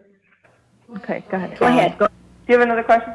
We do, but go ahead if you have. Note that there is one difference from CPACE, and it's not exactly just a straight replacement because of the $40 million debt cap for the BID, which is higher than what we've heard them say was the $25 million expected for the CPACE loan. So it's a little bit different than just a straight replacement, and that's why you see the mill levy at 50 mils, because that was required in order to generate enough money to repay that mill levy cap of the $40,750,000. Okay. If I could, I mean, I'd like to just say that the concept here is to package these two financing entities together to achieve the total amount of proceeds that we need. And yes, we can show that we can generate maybe some additional proceeds than might have been originally programmed in the CPACE, but they need to fit together. Between the two of them, they've got enough capacity to do the job. I think that to the point of the board of directors, the reason that we proposed the same board of directors is a very good one. You don't want these two entities going at odds with each other. You want them to be operating in a linked method, or it can't be guaranteed to work. So we appreciate that. I appreciated Ryan's remarks. We did spend a lot of time thinking about this issue of the two debt loads, but honestly, it was the only way we could manage to figure out a way to complete the puzzle. Okay, and we do have another question from Mr. Soslowski, you have a comment or a question? And thanks for waiting. Yeah, no problem. I guess we're sort of all getting an idea of why it costs $10 to get a hot dog at a baseball game. I guess, to Mr. Spielborg's, I would direct this perhaps because I think one of the things we had heard all during this is the development team here does have significant experience in doing similar projects to this. And I guess the question then would be, is this kind of mill levy load things you do see in the other projects, and obviously those projects that have been successful, able to attract tenants and businesses, are they under a similar mill levy debt load to this? I guess a second question I'll ask, and I'm not sure who might be best to answer. You know, when you look at the residential metro districts, one of the abuses, it feels like anyway, is that there is sometimes debt issued and it's held by the developer or an affiliate of the developer, and the structure of that debt is rather burdensome for the community. What is the rationale for wanting to enable the developer themselves to hold that debt as opposed to just going through an open market? So two questions, I guess. Is this burden similar to some of the other developments you guys have done? And what would be the rationale for developer-held bonds? Yeah, so I'll answer the first one. I think when you're looking at other developments, there's been a lot more public financing than you do see with this project. This is a lot more private financing, a lot of private equity. If you start looking at some of the projects that we've paid attention to, there's much bigger burdens on towns than our project would even come close to. So, you know, when you're looking at this type of project, and Jeff Kotowski would tell you, like, this thing is a unicorn. It's unique. It's completely different. You know, you have commercial retail on site. You have professional sports teams on site. You have a multi-purpose bubble on site, along with the partnership with the town and rec, plus those fields with that sports tourism aspect. So this is a bit of a unique project here, but the thing that we've continually looked at is that this project, because of the private equity and because it is more private financing than most of these projects, we feel like we're in a much better spot protecting the community. Maybe just to follow, I guess really in a way I was saying with that kind of a burden of the mills, et cetera, and I think Dr. Jones was getting at this if he didn't actually just ask, is are you going to sort of say, okay, we're looking for tenants that want to open retail space here and no one's going to sign up because it's simply too costly to pay what will be rent, of course, derived from all of these debt burdens? Billy, Yeah, go ahead, Jeff. Jump in too. Thank you, everyone, by the way, for taking all this time tonight for our project and helping us with this curveball that we got thrown recently with CPACE. The real key to this thing for us is that our debt load on this property hasn't changed. It's just a matter of what it looks like now. When we lost the CPACE last month, we had to figure out how to replace it. The debt load itself hasn't changed. The equity hasn't changed. In fact, it's gotten a little bit cheaper. As a developer and as someone who's developed over 2 million square feet of retail space, we have a choice when we sign a lease as to how to modify. Not everybody has to be triple net if we choose not to. We always intended on this site to take the vast burden of the bill levies and of the taxes and the assessments with the CPACE on ourselves because we own everything. So the majority of this money is paid by us as the landowner. The only people that would be tenants would be some of the retail. And again, we have the right to modify those leases if we find that we need to do that for business purposes. They think the mill levy is too high. And if it isn't, then they will. But the hotels, remember the hotels, which is the biggest piece of the taxes here, are ours. So we've always intended to pay it. Hopefully that answers your question better. No, actually it does. And I appreciate you guys do have the ability to negotiate the leases, whatever you need to in order to attract the right tenants. The second part of the question was developer held debt or bonds and the rationale for that. I don't believe that there are any developer held bonds in this case, Bill. We don't know. Our programming is to go to the marketplace. But as Carolyn had indicated, to the extent that we end up with developer debt, sometimes that happens. She's brought over from the service plan model that you have constraints that apply to developer held debt. So we're in the same space as we would be if we were in the Metro District with the controls that are built into that.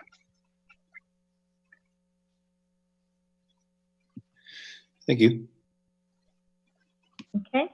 Any additional questions? Okay, Mr. McCarter, we have everything we need for the record? I think we do. For the same reason that I did the last time, I would ask Mr. Ankley if we can get a copy of his slide deck for our file for the record. But if there's nothing else from the district representatives and nothing else from Ms. Steffel, I think the record is sufficient and we can entertain a motion to close the public hearing. Okay. Yes, and I concur, and we're happy to give you a copy of this presentation. Okay, great. I don't have anything further for the record either. Thank you. Okay.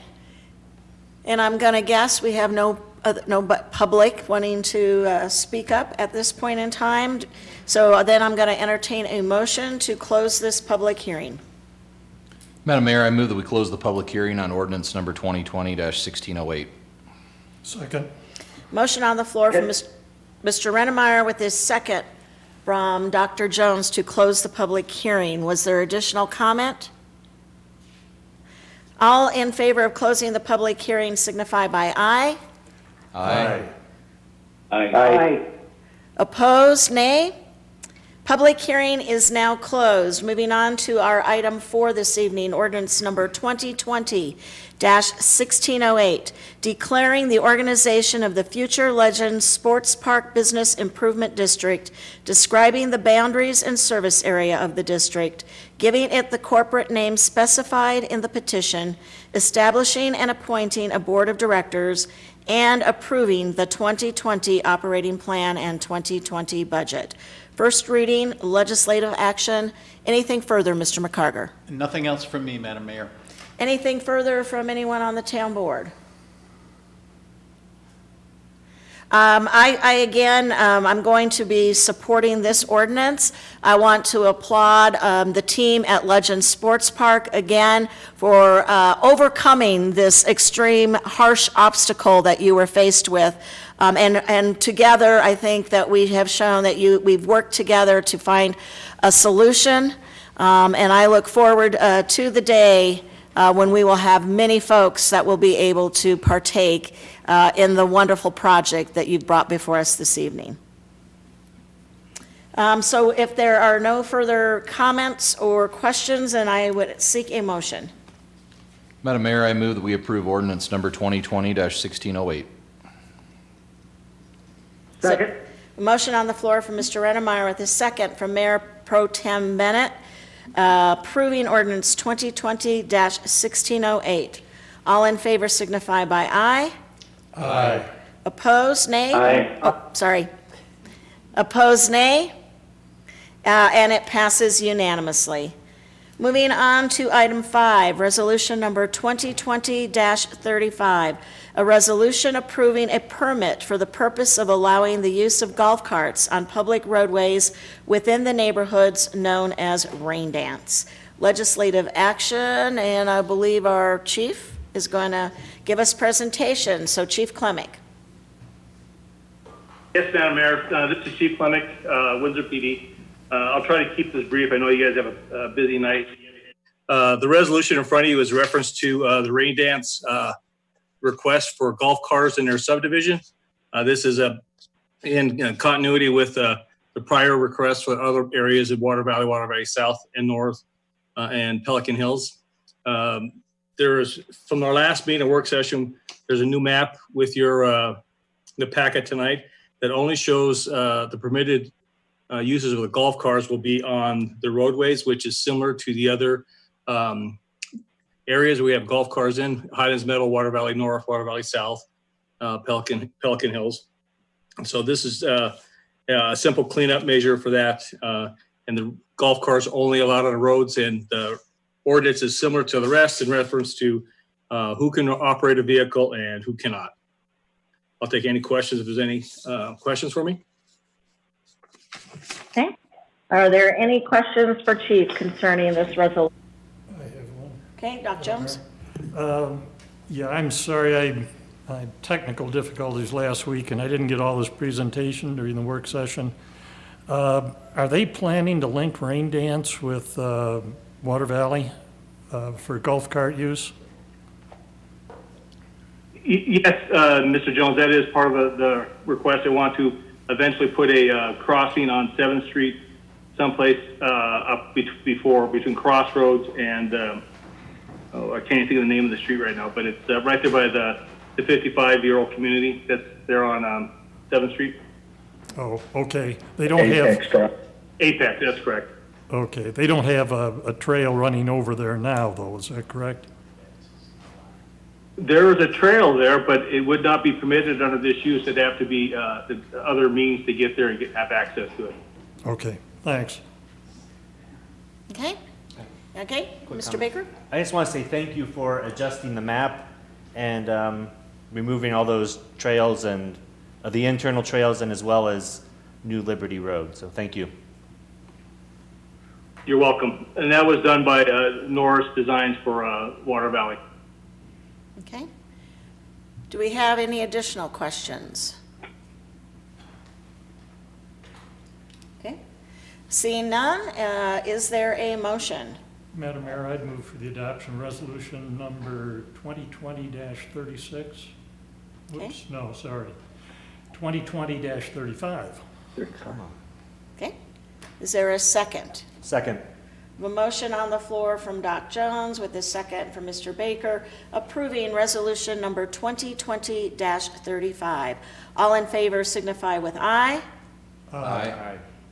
Aye. Aye. Opposed? And the resolution passes unanimously. Moving on to item 7, our finance report for January 2020. Information is in our packet.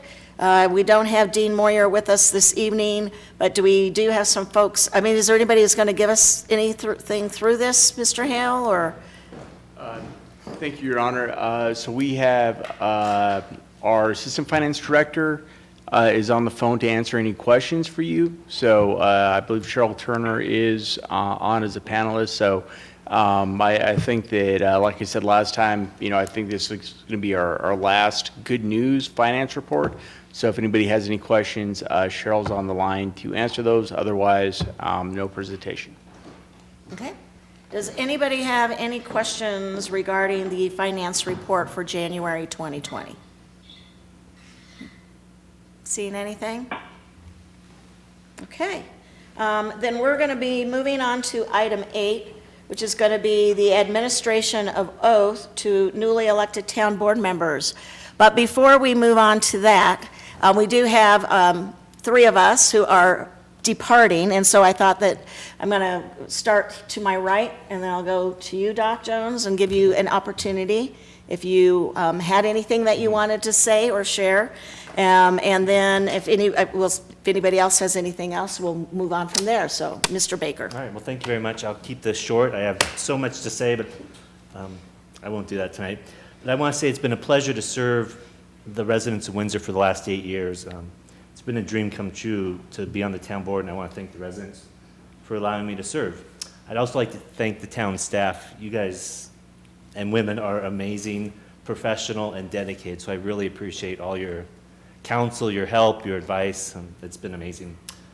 Finally, I'd like to thank my wife, Shireen. Without her support, I could not have done this. She took our boys to practices, performances, ball games for the last 8 years, and I couldn't do it without her, so she's been amazing.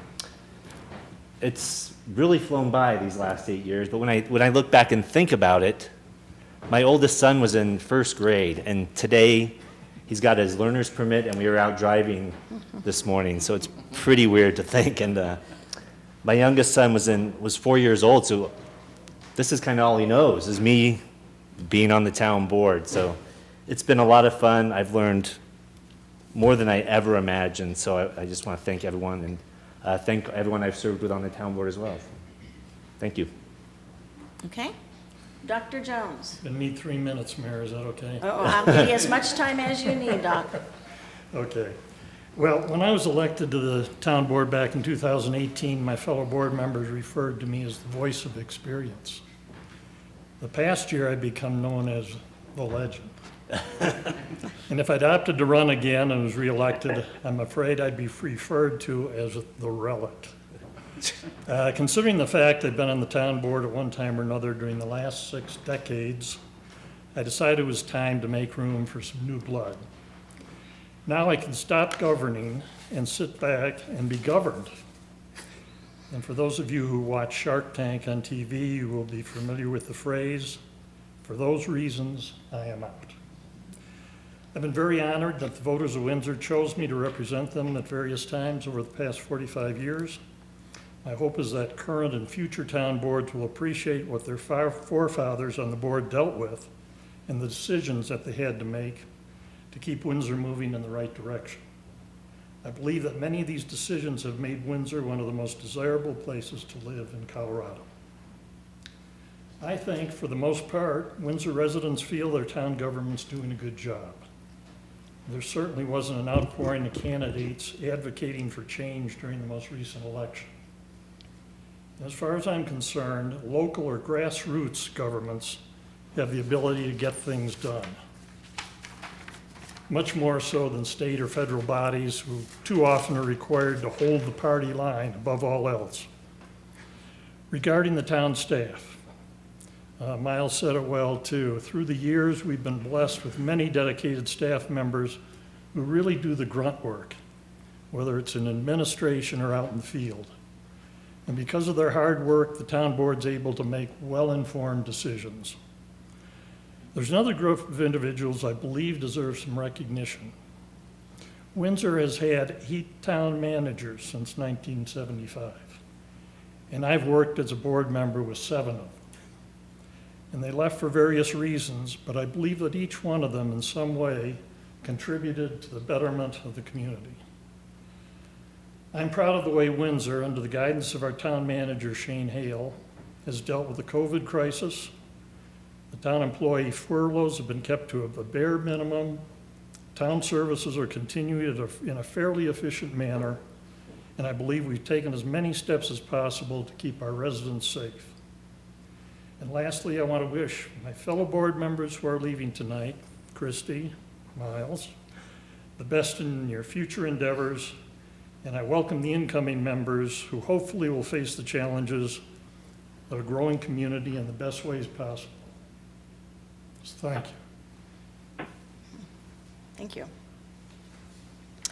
So, my words, dear Windsor, in my final parting words to you as your mayor, I ask that you indulge me some time to go over the tenure of my service to this community, as I have a lot of folks to thank and many items that I need to recognize before I turn this gavel over. First and foremost, I wish to thank the citizens of Windsor who've entrusted me with their confidence to lead the town, a community I hold near and dear to my heart. Future boards, mayors, and town staff must always recognize that you are who we serve and why we do what we do. I have been fortunate and privileged to have worked alongside many other dedicated public servants, fellow mayors, and board members along the way, many who will remain fast friends moving forward. I want to thank them, and there are far too many to name here, but they know who they are. For they are the ones over the years who've lent an ear, provided me time and opportunity to vent, and passed along sound wisdom and knowledge that I'll be ever grateful for. Collaboration with our surrounding communities is key and partly why we are successful. My husband and 2 daughters, I especially owe my gratitude of thanks and love for understanding, as they have had to endure 10 years of me making you, my community, my top priority. And to my mother, my biggest fan, thank you for clipping out every article ever printed with my name in it. This scrapbook will be a cherished keepsake for years to come. And you, a Windsor native and my steadfast supporter in whatever endeavor I have ever taken in life, I owe you my life of gratitude and love. I also owe my thanks to previous Mayor John Vasquez, who 10 years ago challenged me to get involved in public service and then served as a great mentor and colleague. Mayor Pro Tem Ken Bennett, you have been the ideal cohort. Ken and I have spent hundreds of hours in deep discussion and brainstorming sessions, and he exemplifies everything that you want in a board member. Someone willing to listen, look at data and facts, partake in conversation, and then act. He and I may be on opposite sides of the political spectrum, but you would never know it. For I can't recall one action item that we were not in agreement with, and the reason for this is simple.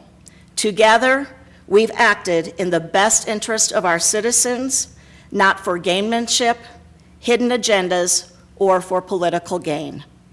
For this, I hold him in the highest regards and respect him and thank him for his sound and reasonable advice over the years.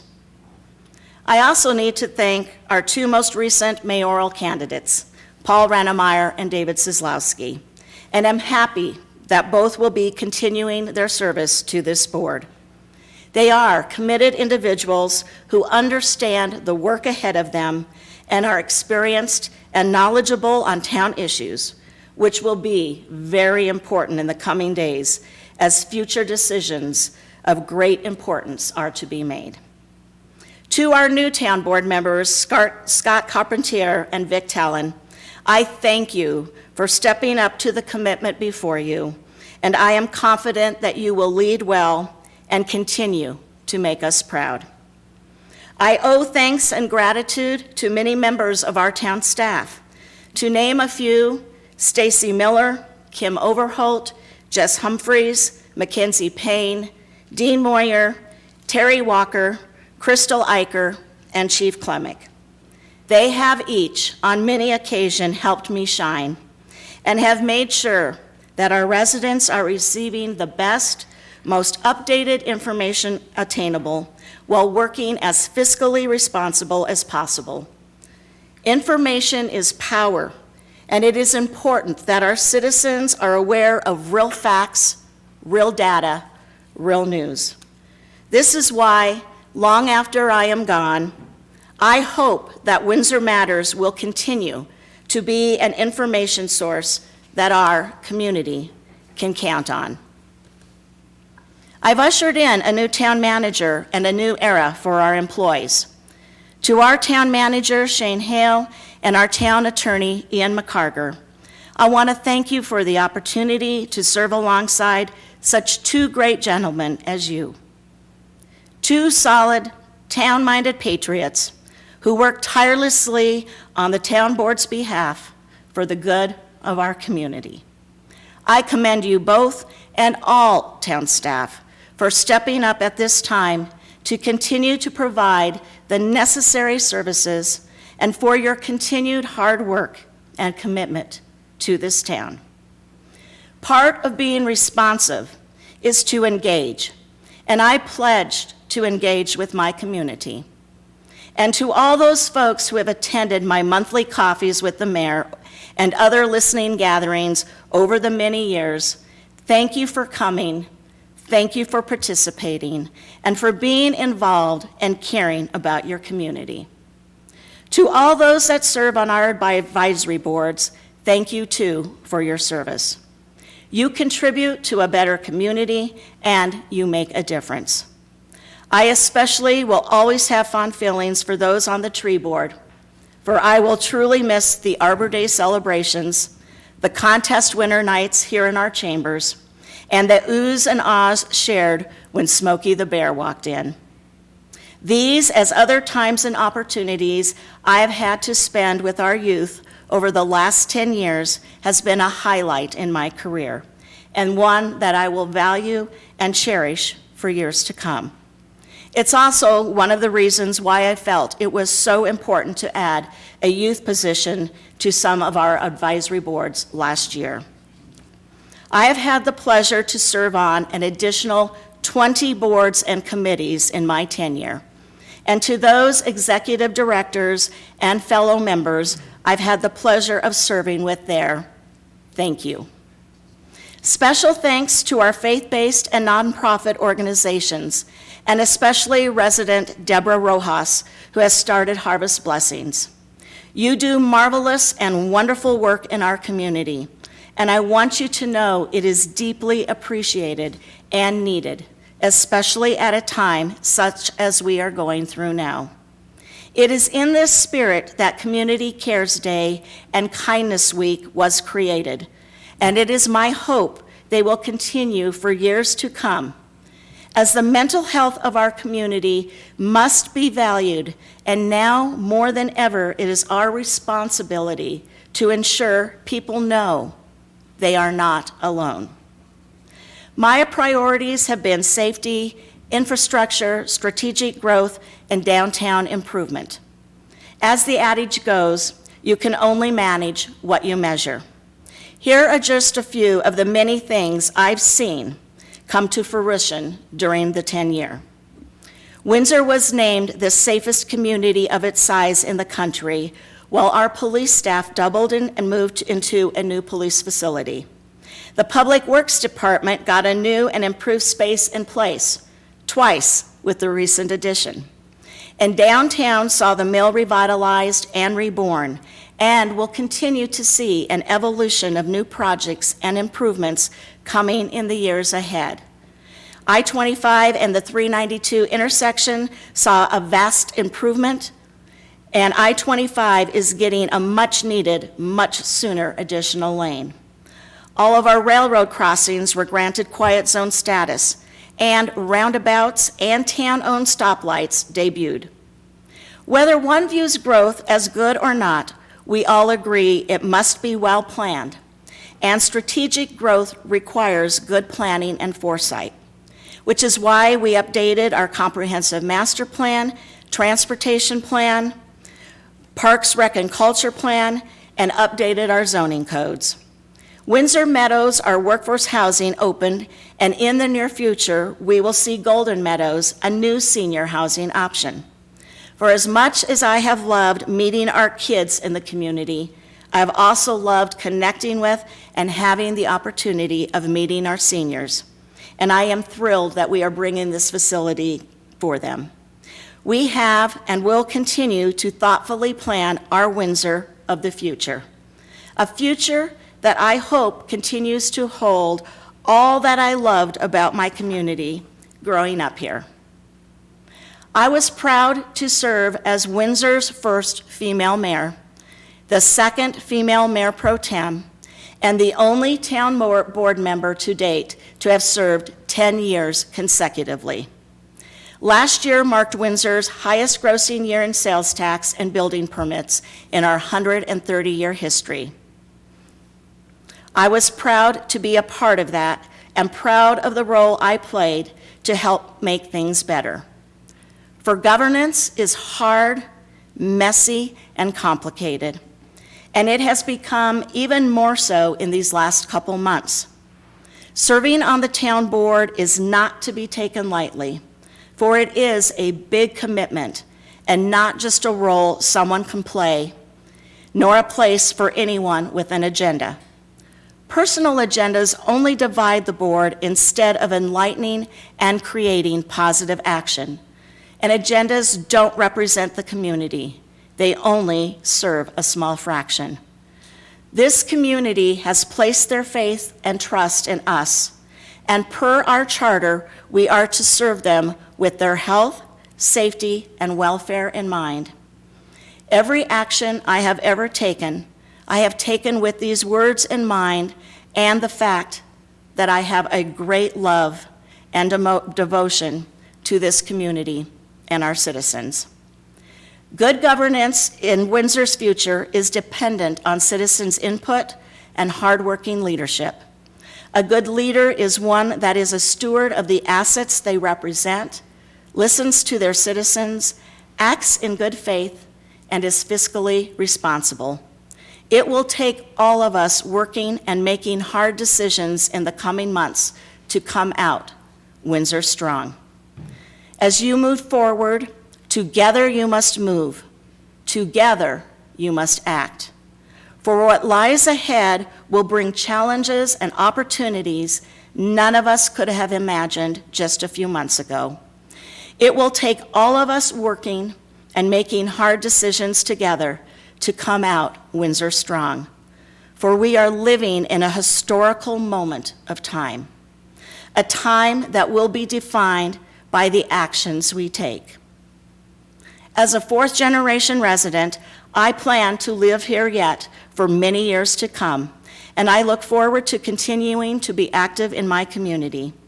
I am confident that I am leaving behind a team that is motivated and determined to deliver the aspirations, the dreams, and the hopes of those who have entrusted them with their public service. I am ready to continue my public service, and I hope that my future challenge as a Weld County Commissioner for District 1 is realized. To our citizens and business community, I bid farewell as your mayor, and I do so hoping that you will continue to forage ahead with hope. Together press on, and if you stick together, Windsor will remain strong. It has been my deepest honor and pleasure to have served you over the years, and I hope that at the end of the day, I have made you proud. It has been a passion to serve my hometown, and with your blessings and support, I will continue to do so. I loved being your mayor. Thank you for the opportunity to have been able to serve you all these years. Windsor is one of the greatest towns in this country because of you, its people, and I have no doubt that it will continue to do so. Thank you, good night, and may God bless you all. Thank you.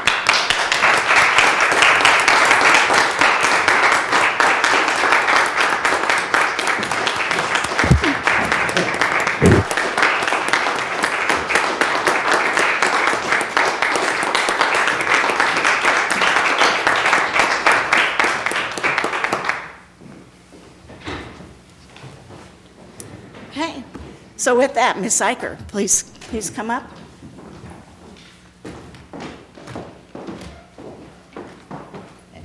Mr. Charpentier?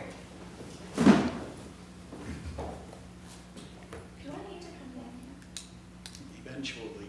You have to give it up at some time. When you speak. Okay. Mr. Charpentier, if you can raise your right hand. Do you solemnly swear that you will support the United States Constitution, support the state constitution, support the laws of the state of Colorado, support the charter and ordinances of the town of Windsor, and will faithfully perform the duties of the office to which you have been elected? I do. Congratulations, you are sworn in. Oh, boy. Okay.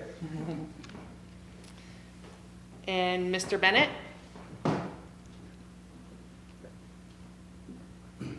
Yes. Do you solemnly swear that you will support the United States Constitution, support the state constitution, support the laws of the state of Colorado, support the charter and ordinances of the town of Windsor, and will faithfully perform the duties of the office to which you have been elected? I do. Congratulations, you are sworn. And Mr. Tallinn? All right. Can you raise your right hand?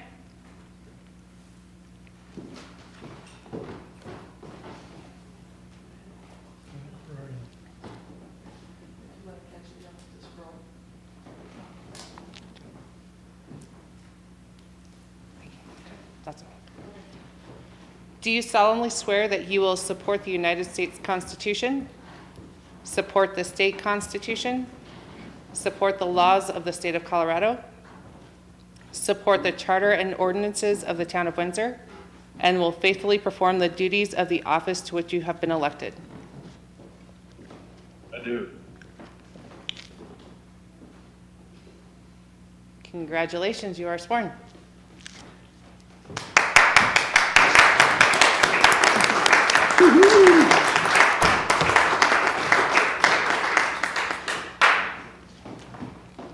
Mr. Reynaud.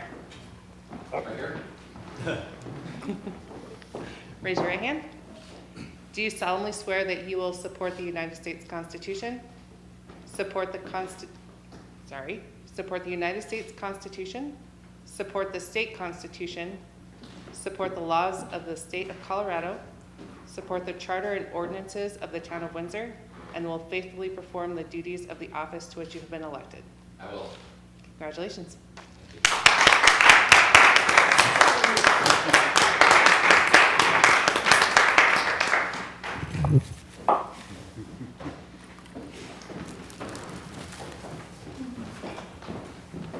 We're excused.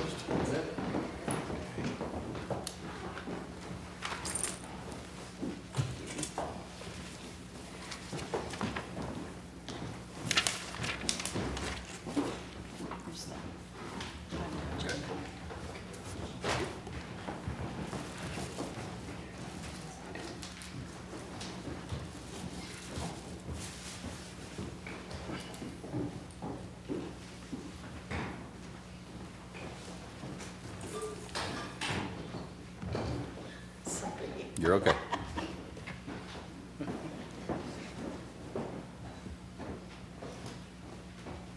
You got a lot of stuff. We can't see. Are you kicking Christy out of the room already? Attempting to. She's not going very quick. Decided to give up the gavel. It's within reach. Now it's very lonely up here. I don't think anybody's ever been up here by themselves. Item D in our packet tonight is communications. Communications from town attorney. Congratulations, everyone who's been sworn in tonight. I look forward to working with everyone.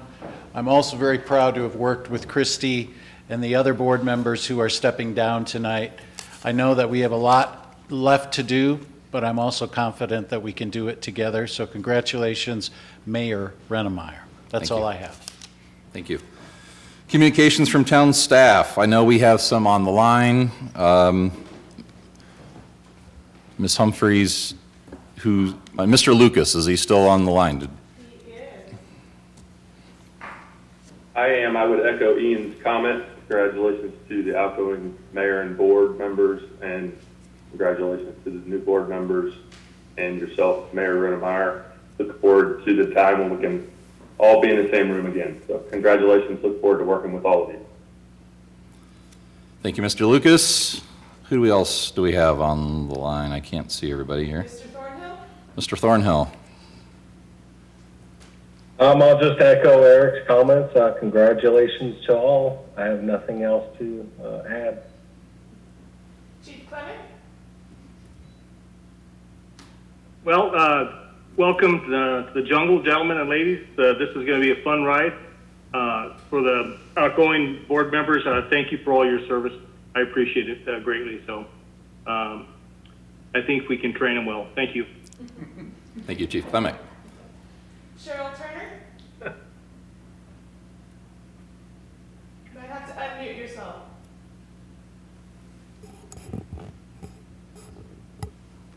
Hello. I don't really have anything either. I was very pleased to be able to sit in on the swearing in, and I look forward to working with everybody this year and in the future. Congratulations. Thank you. Stacy Miller? I just want to say thank you to all of the outgoing board members, your support, and actually a lot of you were here developing the Economic Development Department was truly appreciated. I cannot begin to tell you how much I appreciate all you've done for the town of Windsor, the great community, and thank you for your service.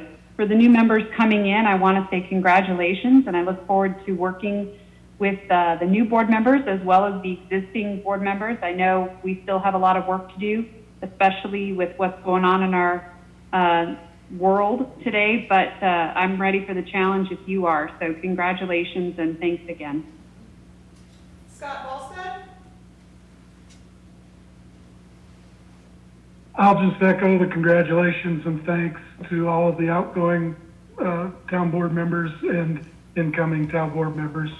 Thank you, and look forward to working with the new board as well. So, no other communications. Tara Coach? It's the same as everyone else. Thank you so much to everyone that served our community in the past, and looking forward to the new ones in the future. Mr. Mayor, that's all this time. Okay. Communications number 3, communications from town manager. Mr. Hale.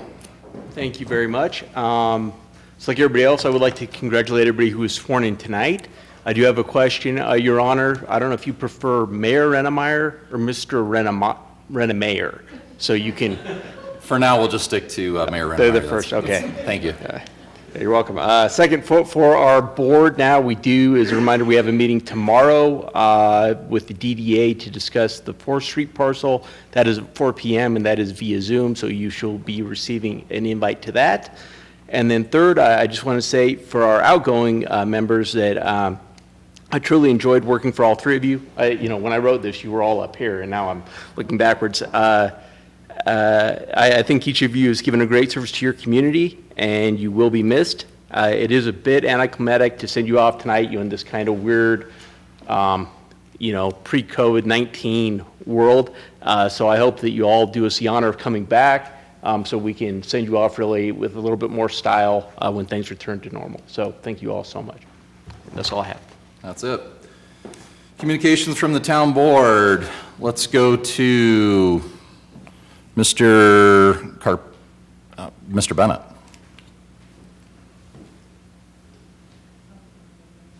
Go ahead, Mr. Bennett. I just want to say to Christy and Tom and Miles, it's not been just a pleasure. It's been a real honor to work with you and serve with you on these boards. What I respect most about each of you is the work and the passion that you've put in for our community. So I just want to say a big thank you, and I'm sure we're going to continue to be working together in different ways. Thank you. Mr. Tallinn? Yes, I'd like to say thanks to Christy and Tom for what they've done on the board. Tom, the legend, he spent a lot of time building this town, and Christy's done the same. So I really thank them and for helping me to take this next step. So thank you.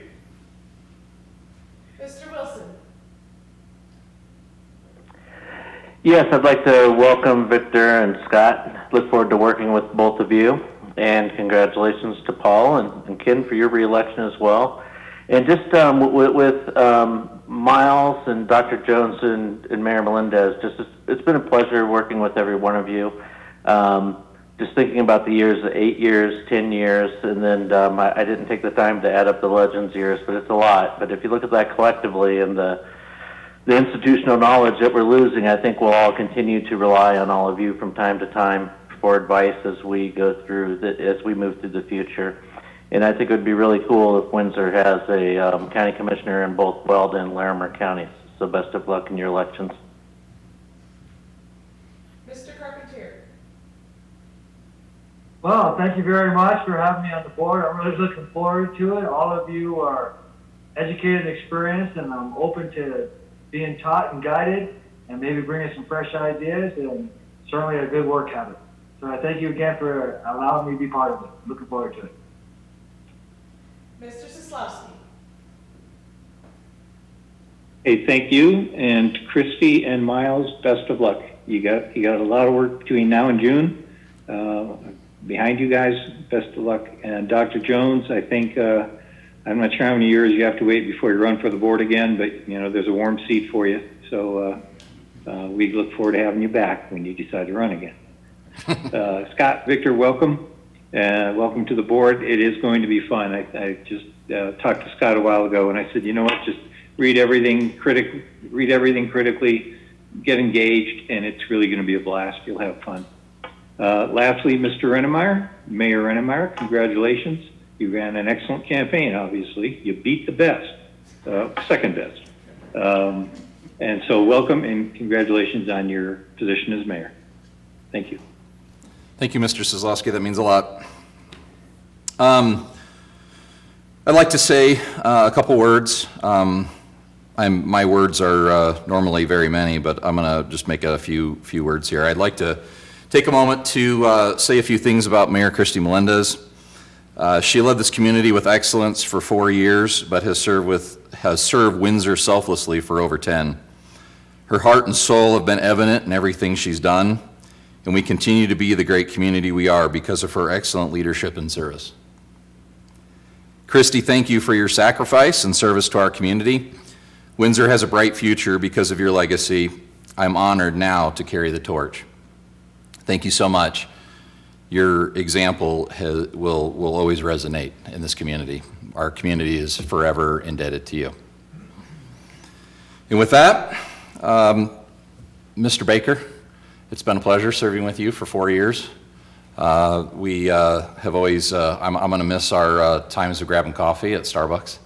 And you'll still be there when they open back up later into the afternoon for your regular ritual every afternoon, your frappuccinos. And to the legend, I think I'm the one that coined that phrase, and I say this with all humility that I'm proud that I did, because I really believe that with as long as you've served this community, you're due that title of honor. So with that, I bid you farewell, and thanks for all your service for all these years.